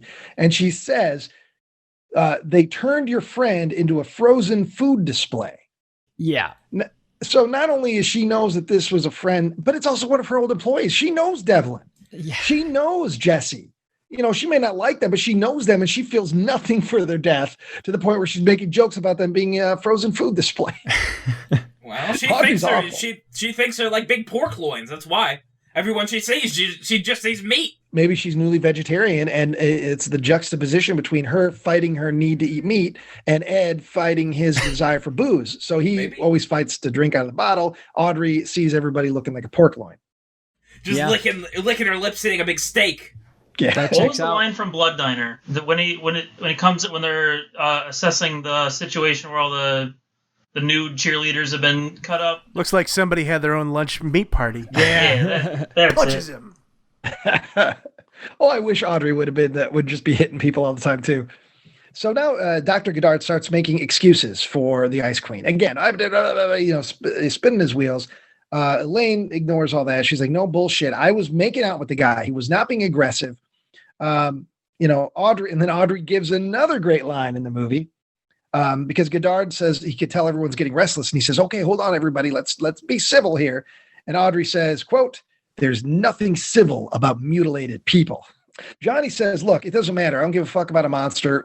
The biggest thing we're dealing with right now is we may freeze to death. So we got to get moving. Let's go. So he convinces everybody to begin exploring and trying to find an escape route. cut back to Ed outside. Ed and Patch are wandering around still. Patch leads Ed to Tori's car, and he opens the car. He gets inside Tori's car. He sees her little graduation thing hanging from the rearview mirror. He gets very emotional because he doesn't know if his niece is alive or not. He begins to weep, which leads him to almost take another drink. He pulls that booze out, which he really should have thrown away. Oh, he's close. And I did yell. I was like, no, Ed. No. Don't do it. Isn't it weird that the only person in the movie that, because I also was quite endeared by Ed, the only person I was rooting for in this movie didn't matter to the plot of the movie? Isn't that weird? Yeah. Yeah, he was the only really likable character because he's an innocent dude. He's just a guy running his business. You know, he's going to take a huge hit on this avalanche. But you know what? He cares about his niece. He's a likable guy, and I think that's part of it. I was going to say, you could have 90 minutes of that, and you can just call it Old Fat Man and Dog Who Are Cold. Yeah. And the name rolls off the tongue. So, yeah. He's super easy to search for. He goes to the trunk of Tori's car, opens it, and she's got a shovel in there, amongst other things. She's got a shovel in there and a flashlight, which Ed exclaims, I knew this Christmas gift would come in handy. All they normally want is CDs. And so it was a practical Christmas gift from Uncle Ed, and it turned out 2005, baby. Yeah, instead of buying those stupid CDs. Ryan, you'll talk about how, if you listen to the commentary, they talk about the fidelity of DVD and how it's better than VHS. And how they're excited that it's going to be on DVD. And it's like the whole time I'm just thinking, you're just downgrading this shot on film to fucking 480p or 720 to put it on a DVD. Yeah, I mean, they didn't have an option in 2005 if they were recording that, but still, I mean, in 2005, everyone knew that DVDs were better than VHS. It's been 6-7 years. So the gang takes a break. Running theme throughout this movie is very little effort, but again, they're cold and tired. So the gang takes a break. Johnny decides to leave again, like he's done multiple times in the movie, to go find some clothes or something to keep everybody warm. And then he's having this monologue out loud amongst himself, talking about Tori and apologetic about the cheating, etc. And it's at this moment he finally comes face to face with the titular Ice Queen. And she is standing there in full glory, except for the fact that they didn't put the makeup on her legs. Even she got rips in her pants. It bothered me. She has rips in her pants, and they didn't paint that skin blue. So that's fine. The Ice Queen's there, and she's doing her thing. And the difference between her seeing Johnny is she's attracted to Johnny. We see her vision, which is similar to Predator, which we've already seen it earlier in the movie. But with Johnny, he's all blue. So. And he says out loud, "Is it because I'm freezing?" No, she's got hunk vision. Or it could be metaphorical. It could be because he's a cold-hearted idiot, you know. Joe, did you say she has hunk vision? Yeah, she's got hunk vision. That's really good, actually. I like the hunk vision. The hunk vision, and I'm pretty sure that the line as well that he says of, "I think she likes me because I'm colder." He says attracted to me. Yeah, Attracted. It's pretty obvious that was ADR'd in there. Those were added after the initial cut. Yes. So, okay. Although I just like the idea that she just thought he was sexy. Yeah, she's just like, dang. She does, man. Well, he looks like a caveman from the Ice Age, and so he reminds her of those eyebrows. Yeah, right? He's just a big dummy. And we probably haven't for the audience haven't explained this enough. Like, this woman is in like full makeup. Like, they said that she was in the chair for 3 hours before and 2 hours after the filming. So this is like, you know, Gamora level shit that this woman had to go through. She looks like one of the vampires in Van Helsing. And it looks good. It looks really good. It's got contacts. It's got teeth. Other than missing the legs for the coloring. Well, sure. And this woman's put on a hell of a performance. Yeah. Like, she probably is the best actor of this whole movie. And all she has to do is goes, yeah. Writhing around, throwing salads and shit. Well, she's, I believe she had a small part in Die Another Day. What? A small part. Like, you know, she played blah, blah, blah guard. Yes. Die Another What's her Day. name? Amy Shorlton? Anyway, yeah, she's visibly very turned on by Johnny. And, oh, fucking shit!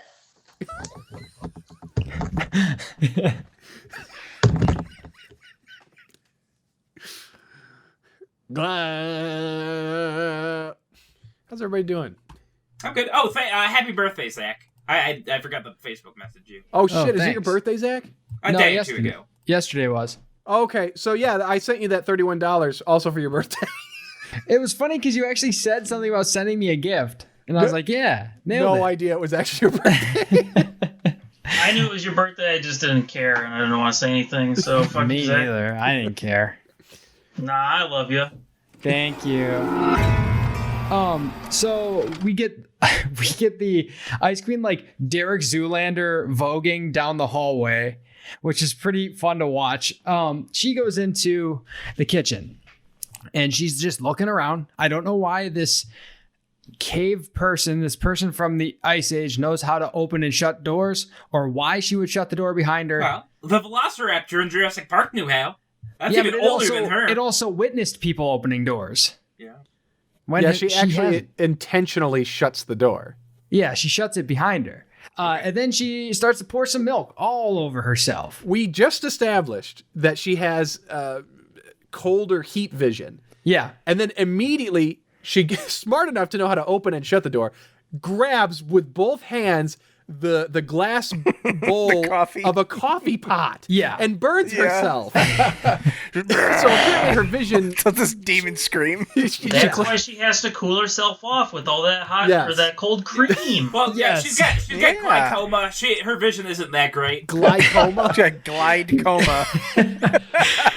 Her eye she can only see stuff that has glide on it. She got contracts. She got cataracts. Contracts. Contracts for glaucoma. Yeah. Oh my God, Buckley. Good for her. She got contracts. Yeah, it's Plus, good for that her. coffee wouldn't be hot anymore anyway. Well, no, because that's not true. Because she goes and she starts pouring shit all over herself. She got milk. She got cream. She becomes a cream mama, right? And I'll circle back on the heat thing in a minute. Cream queen. Nah, whatever. Cream. Queen. Oh, I love that show. Then we cut outside, and Uncle Frump is doing his thing. He has a shovel, and he finds the breaker box, which I don't know if like a breaker box that's been knocked by an avalanche. I don't know if this would function, but it does. Oh, And I'm yeah, really- it very well. We get establishing shots all around the park or the And there's resort. even Heavy duty one.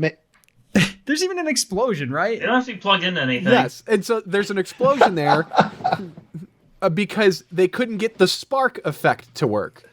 But I don't know why you needed either of them. And it's just so weird to put an explosion. Oh, wait. Are they is that like we're establishing that, hey, now there's a hole they can get out of? Maybe that was the Is point. that where they get out of the blown up hole? No, they get out of just like a fucking Yeah, like a vent or something. yeah, but it's like the size of like a fucking car. Does anybody respond to the? I can't remember. Does anyone respond to the explosion? Ed, They- Ed no one- does. He looks at it, but that's yeah, it. Uncle Frump does, I like but to he's think- the only one. I like to think there was some other section of the resort where there were other survivors that were trapped and they fucking died. There's a great film. There's a great film. Like, what's the movie about the boat that capsizes? Poseidon Poseidon Adventure. Adventures. The Poseidon Adventure. Oh, There's yeah, a yeah. Poseidon Adventure level film that's running alongside at the same time. And it's very dramatic. It's Yeah. very dark. And it You ends know- with them all getting blown up. You don't see the moments before this where someone says, "Oh man, this room's the warmest room in the hotel, but it's full of all this gasoline." As long as there's not a spark, and then it's gone. They're going to be in an Ice Queen TV show. Yeah. There's enough rooms and enough stories. There's a million stories in this avalanche, and the Ice Queen is just one of them. Who knows what else is going on? Orgies. The lights all come on and it lights up everything, including Chekhov's hot tub, because you need to keep it in mind. Don't forget that there's a hot tub that's still warm. I So think you then- mean Chekhov's big old worn down tire filled with water. Yes, Chekhov's giant soup cauldron. So then Perky goes into the she hears a noise. So the mentality here is there's a monster in this hotel. Wow, a loud noise in the other room. Probably not the monster. So she like books it in there, and the swinging door hits her in the back, knocks her over, and she gets slashed by the Ice Queen. Luckily, they brandish a ladle and attempt to I guess this was supposed to be funny. They like grab a ladle and they're like, don't worry, we'll like, we got a ladle. And the ice queen's like, get that shit out of my face, and like smacks it out of there. And this is why I was saying that coffee's probably still warm, is they then grab a tray full of piping hot water that's sitting on the counter, undisturbed. Except for there is some underneath the tray. And he splashes it all over the Ice Queen and burns himself in the process. And the Ice Queen just kind of walks out of frame like she's in a play. She like keeping her face to the camera the whole time. Well, somebody was boiling eggs hours ago, so that water was still hot from that. That hot boiling egg water. Because it's been... Yeah. They should have drank the water. I mean, old egg water. Exactly. And so then, but egg water will dehydrate you probably, just like snow. But that's true. It'll make you stink. So Perky's got a cut on her chesticles, and the doctor's like, he goes like this, like, oh, I'm gonna let me give you a real close exam. Yeah, and then she's like, get away from me, and he's like, well, go get bandages. So, Helen Hunt and Doc Creepo, they go to the banquet hall to get some, I don't know, they're so not in a hurry, it's absurd.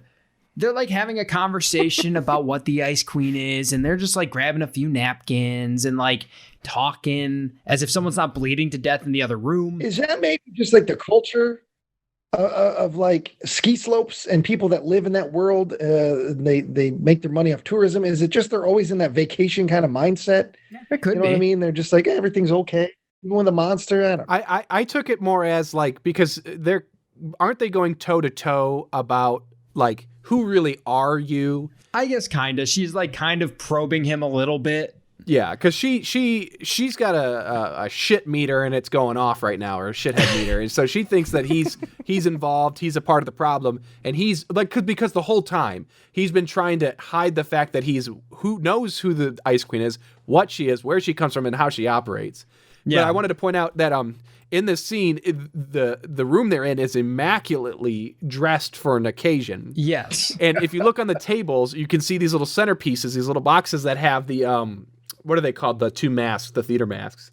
The little sad guys. Comedy and tragedy. Smiley guys. That night, there was going to be an event for like a theater group or something. And so they couldn't mess anything up. And so that's why the fight takes place in one tiny corner where they break like a table. Because they had to keep it like it is. So you guys there's no holiday spirit. Look at this. Look at this big old holiday spirit going on right here. Yeah. Wow, yeah, look at this. Yeah. Now this is where she really gets her chance to shine, the Helen Hunt character, because she gets to throw out some lines. She says, "They're sugar lumps." And then she also says, "It's showtime in Bitch Town." And she also says, "Bring it on, Snow White." She gets a lot of lines that all are the same line repackaged. Yeah, between cuts of her getting slashed and thrown across a table. Yes, exactly. Because then she immediately she literally gets tossed WWE style across a banquet table. Then she grabs the knife, which I was like, at first I was like, where did she get the knife? And then I forgot so when she busted our main character with the grenade launcher, she said that his license was expired, and she also took his knife. And it occurred to me that what license was he carrying? Because it's just a knife. Anyone can have a knife. You don't need a license for a knife. Why did she steal it from him, if not to set up for her to have a knife in this scene? Probably version 3.8 of the script. Right. Well, she takes his knife. She goes to stab the titular Ice Queen, and it's that moment of she's gonna get her, but then Dr. Creepo is pretty mad and gives her a fucking uppercut with a glass. What is that? Like the coffee thing, like a carafe, kind of. It's he just gives her. I thought he did a two-handed thing, like Sledgehammer. Does. Maybe he watched Sledgehammer. Yeah, because he does do a two-handed uppercut, which is like an evolution of the two-handed punch. Wait a second, hold on. I think he's got one. Just like when you go to a pizza joint, and you get your jug of water. Like it's like that plastic thing. I think that's what it is. A pitcher. Yeah. Well, they got You're it from the nightclub. They got it from the nightclub. They brought it up there. People, please. It reminded them of good times. That's why they have it. So he knocks Helen Hunt onto the ground, and then the ice queen's pretty stoked about it, and she frosts her. She gets her. She punches her like through the stomach, and she vapors. Yeah, just gets her. And she, It's dumb. which we did better, like smoke effects with Shanzi's vape pen on Butch of the Bakers than they did for their. Hey, real thing vape here. is better than fake vape. Exactly. But then Dr. Creepo and the Ice Queen just kind of stand there yelling, like screaming to the sky for some reason. So They're that powered was up. originally 2 pages of dialogue where he's connecting with her, and on the day they realized this sucks Hey, this hard. fucking blows. So they're like, let's just get through this, and they're like, oh hey, what if he starts howling like she does? Like maybe she'll like leave him be.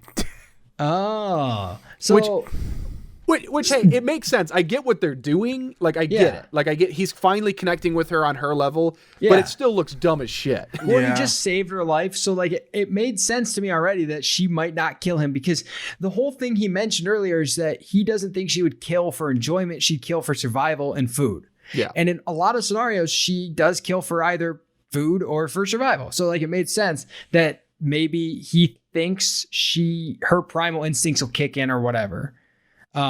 It's still way smarter than the movie thinks it is. But then doesn't really work out. Creepo gets hurt. He gets stabbed, but he doesn't get stabbed and frosted. No. Very specifically. That's very important. So then we cut to the 3 of them. We've got what? I don't remember anyone's name. There's Boobs. Johnny. There's The Elaine. Johnny- Elaine, Tori. Yeah. Yeah, Elaine, Tori, and Johnny. We cut to them, and they come in just in time to see Creepo get stabbed in the chest. And then they got to run from the Ice Queen, who is not in a hurry to catch them. The Ice Queen very slowly follows them everywhere that they go. And then they run. They go back to the plane, which I love when they open the room with the plane. They're like, oh, wow, there's a plane here. And then they're like, we got to look at it. Like, I know we're being chased by the Ice Queen, but we're not going to find a plane in the hotel and not take a look. Like, this is kind of cool. Found some buried They're treasure. living life to the fullest. You got to stop and check out the airplane. I get it. Yeah, otherwise, later on when they're questioned about the whole scenario, they're not going to mention the plane otherwise. And so then they find the very convenient, or then they go up to the attic. But on the way, Boobs McGee is a little too slow, and she gets cut in the calf, and it's not good, but she still got a chance, And so Johnny's like, come on, grab my hand. And she, instead of climbing, she's not being held at all. And instead of climbing the extra rung to grab his hand, she just keeps struggling to reach his hand, and she gets stabbed in the back, and then she gets frosted. Yeah. She gets got. Damn. And Too bad. and there is the moment of like, you could so obviously Tori has forgiven her because they're both standing there like, Elaine, like they just keep yelling Elaine as if she can stop herself from getting scratched by the Ice Queen. So they do climb out, and this is why they find this weird tunnel that maybe was blown open earlier. That's what we're gonna go with. We're still helping them write the script. Yeah.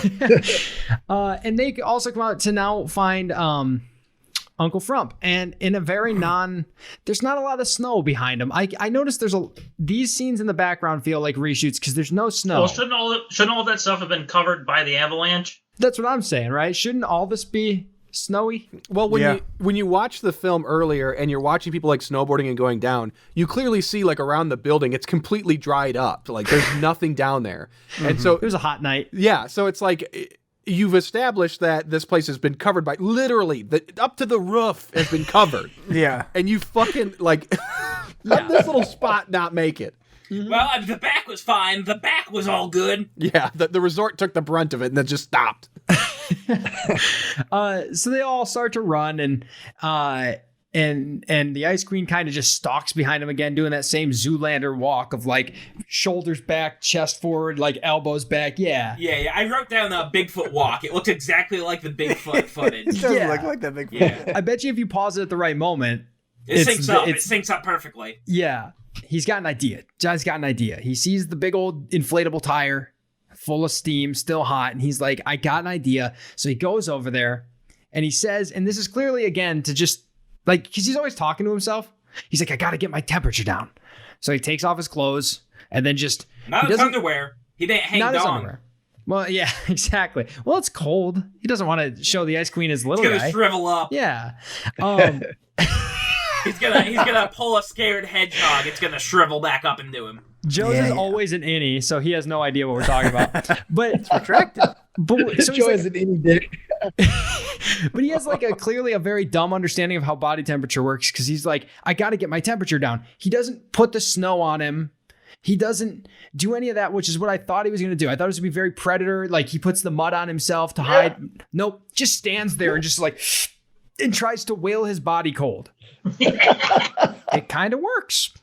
It kind of works, actually. And the Ice Queen starts to get, she's like, dang, my hunk meter's going off. My hunk vision locked on. He's gonna make out with 3 women in one day. It's gonna be beautiful for him. Locked on target. Damn. She's ready to go. And she's getting there. She's doing the tongue and blah, blah, blah, blah, you know. And also, I'm pretty sure that Elaine's, the perk of her nip, just the tip, is bigger than all of Johnny's nipples because they are tiny.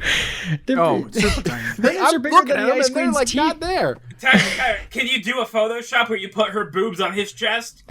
Sure, Joe. Do you like that kind of Send stuff? it straight to Joe privately. He's Ice Queening over here. Johnny also utters the phrase, "It's a wet me shirt contest." He makes sure he says that. Get it? So they said in the commentary that there was like a treasure trove of bad B horror movie lines in the movie intentionally, and the distributor made him cut it out. That makes sense. Aww, yeah, like there's an even better version of this movie out there. I need it. We need that cut.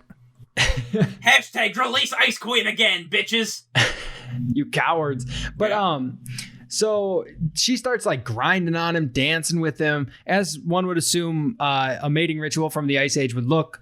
And then he gives her the old suplex into the drink right behind him and makes some Ice Queen slop. And this is where we get like a bunch of cuts. Very weirdly edited because at one point I'm pretty sure like her Ice Queen wig falls off. But also like it cuts to like her mangled up face, but then cuts to her writhing in pain, not mangled up and disintegrated yet. There's an editing issue.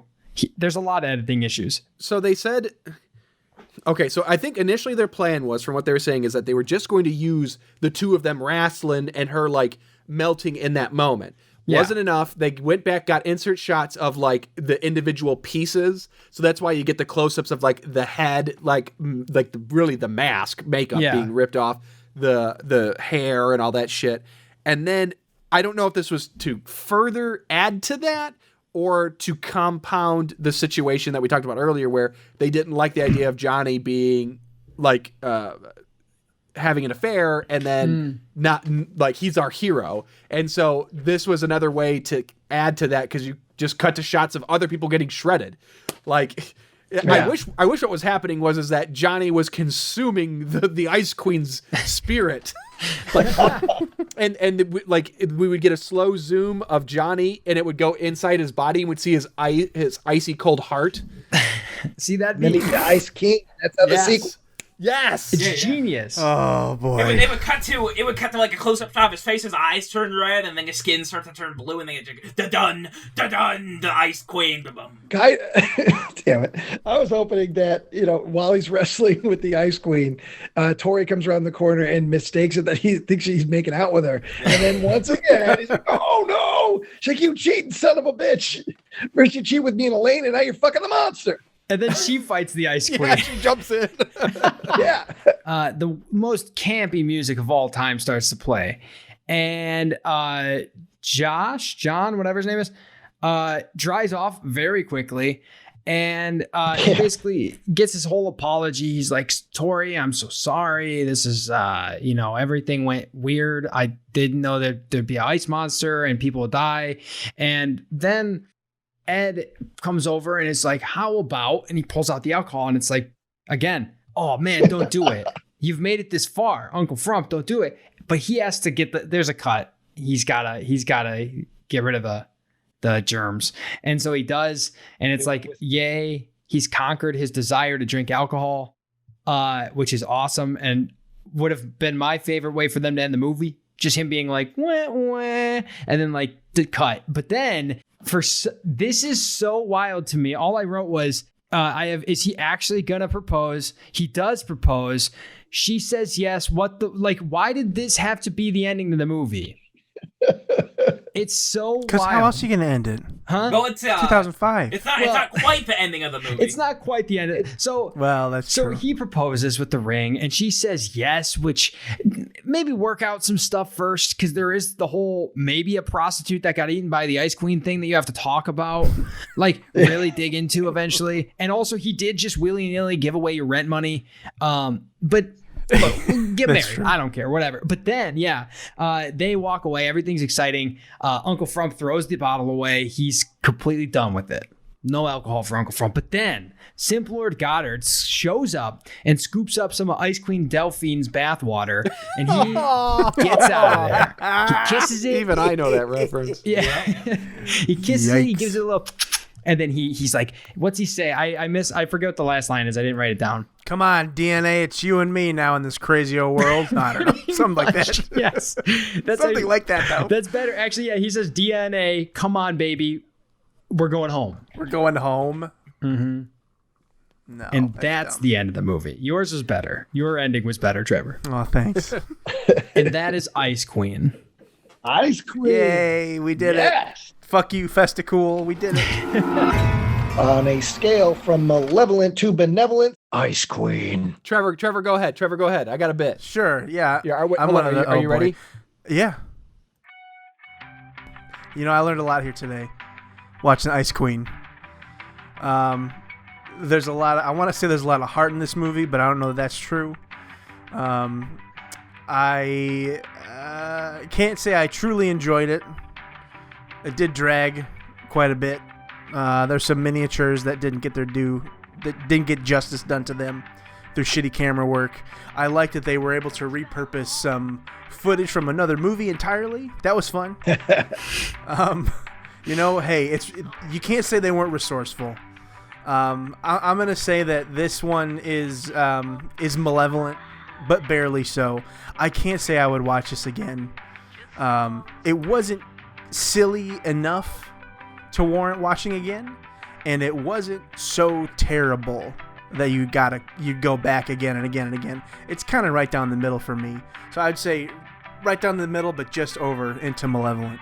Was that from the end credits? I think the end credits actually changes to a different song. Oh, okay. Because I know at the beginning of the movie, there's like this knockoff Candlebox music. Yeah. So this band, White Widow, I think that I couldn't tell if he was joking or not, but the cinematographer's like, the woman who heads this band wrote 3 songs specifically for the movie, this being one of them, and I think that was another one. That it's like his friend of his or a cousin or something. Oh, okay. I don't hate it. Zach, you're the other one fighting Festicool.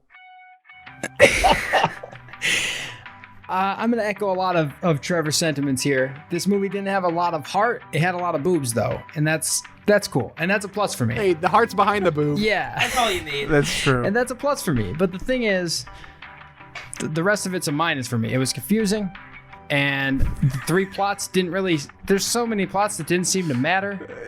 Yeah. This could have used a good edit before the movie was created.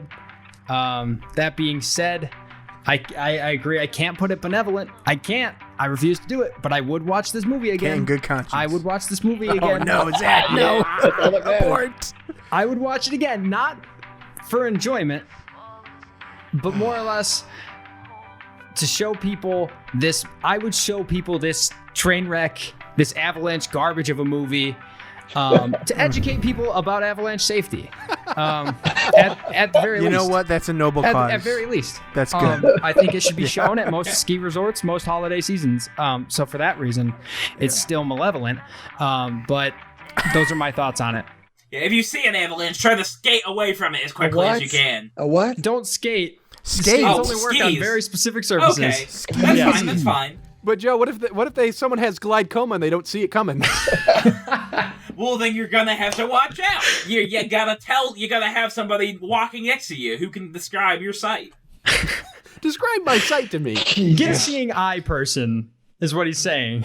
I want to know, Nick, how you feel about this movie. You revisiting it. It just gets better and better with time. Yeah. I gotta say, I'm pretty firmly benevolent on this one.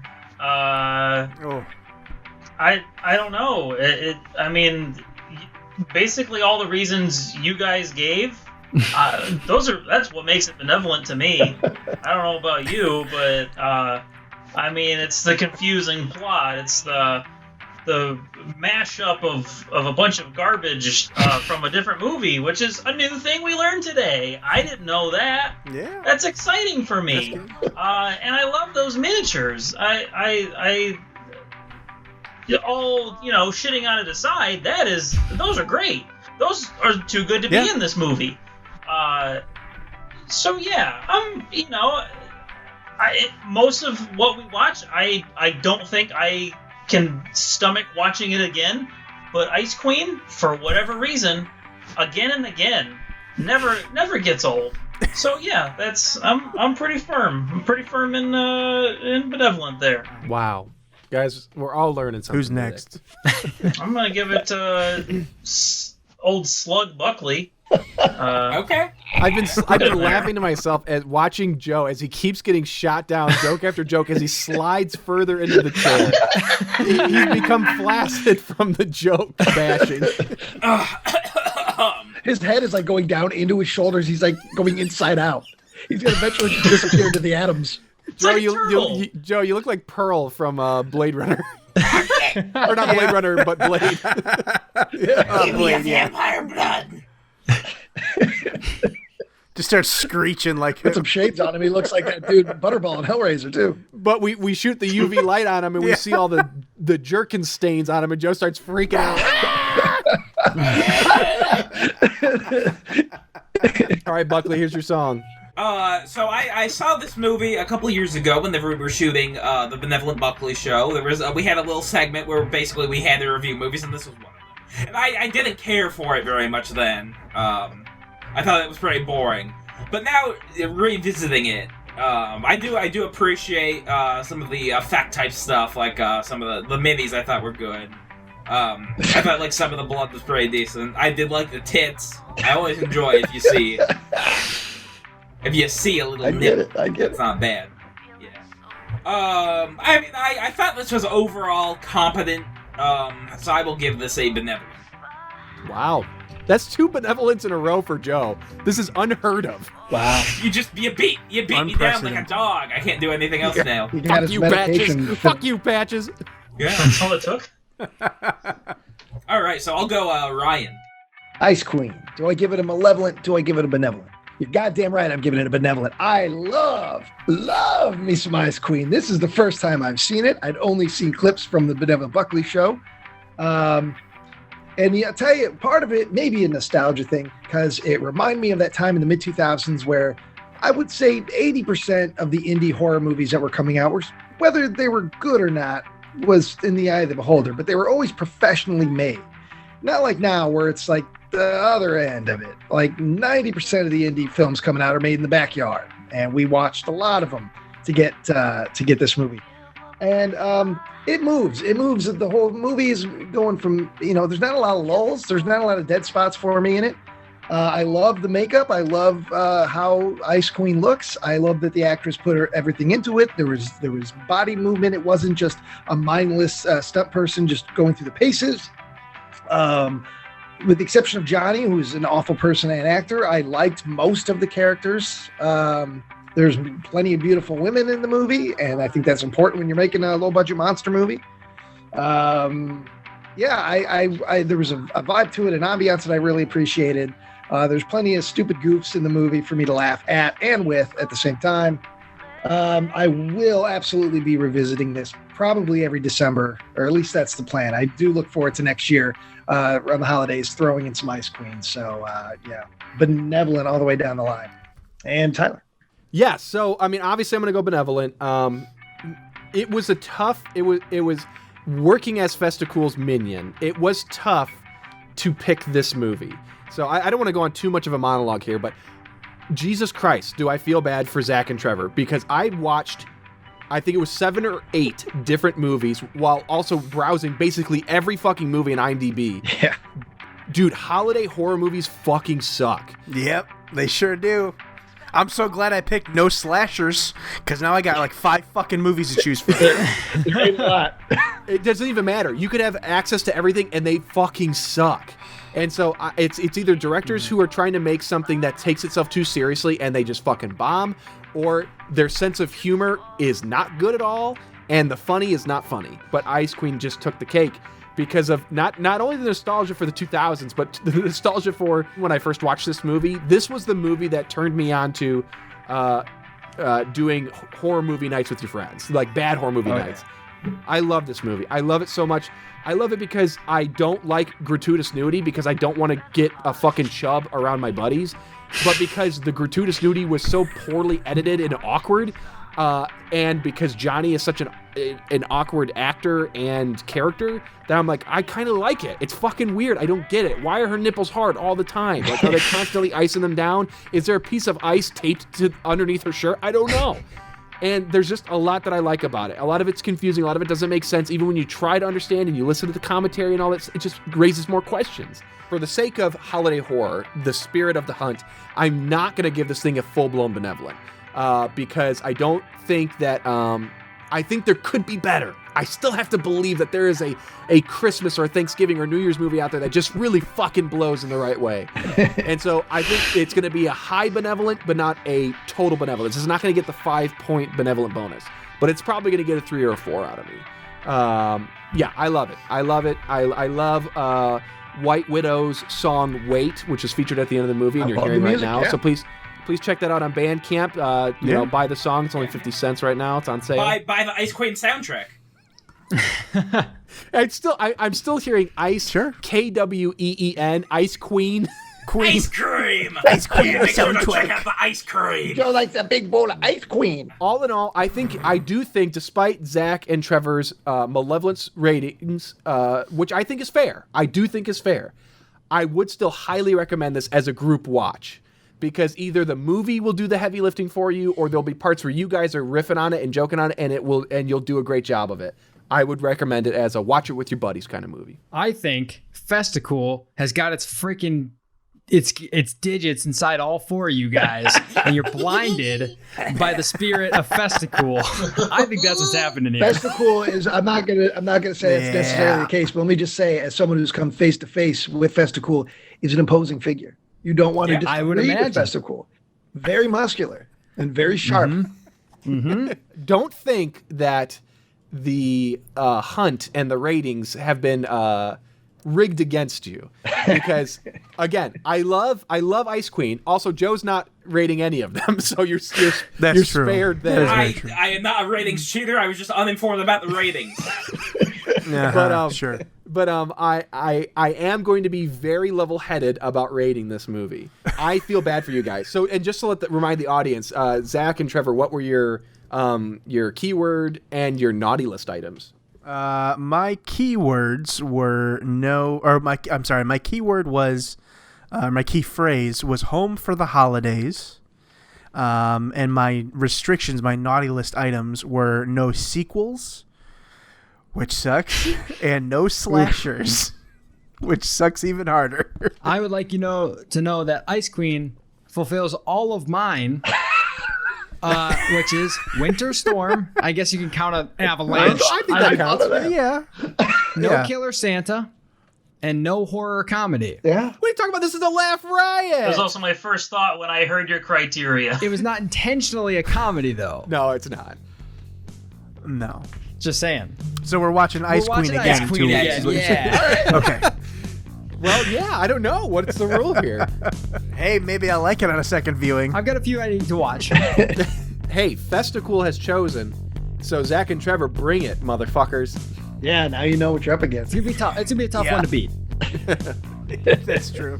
We probably can't do Ryan and Brine because that has to stick with the hunt for our Bad October. But do we have a new festive version of it? Poop and pee. I don't know. What do you got? Poop and pee. Well, boys and girls, what a wonderful time we had today. Ho, ho, ho. We watched the wonderful Ice Queen, and let me just tell you, everybody in that film is on the naughty list. Ho, ho, ho, ho. And Joe Buckley, what would you like for Christmas? Yeah. Hey, I'd like a PSP and Jackass the Game, please. What is I'm a this? little elf. I'm a Santa's little elf helper. You lost the plot, Joe.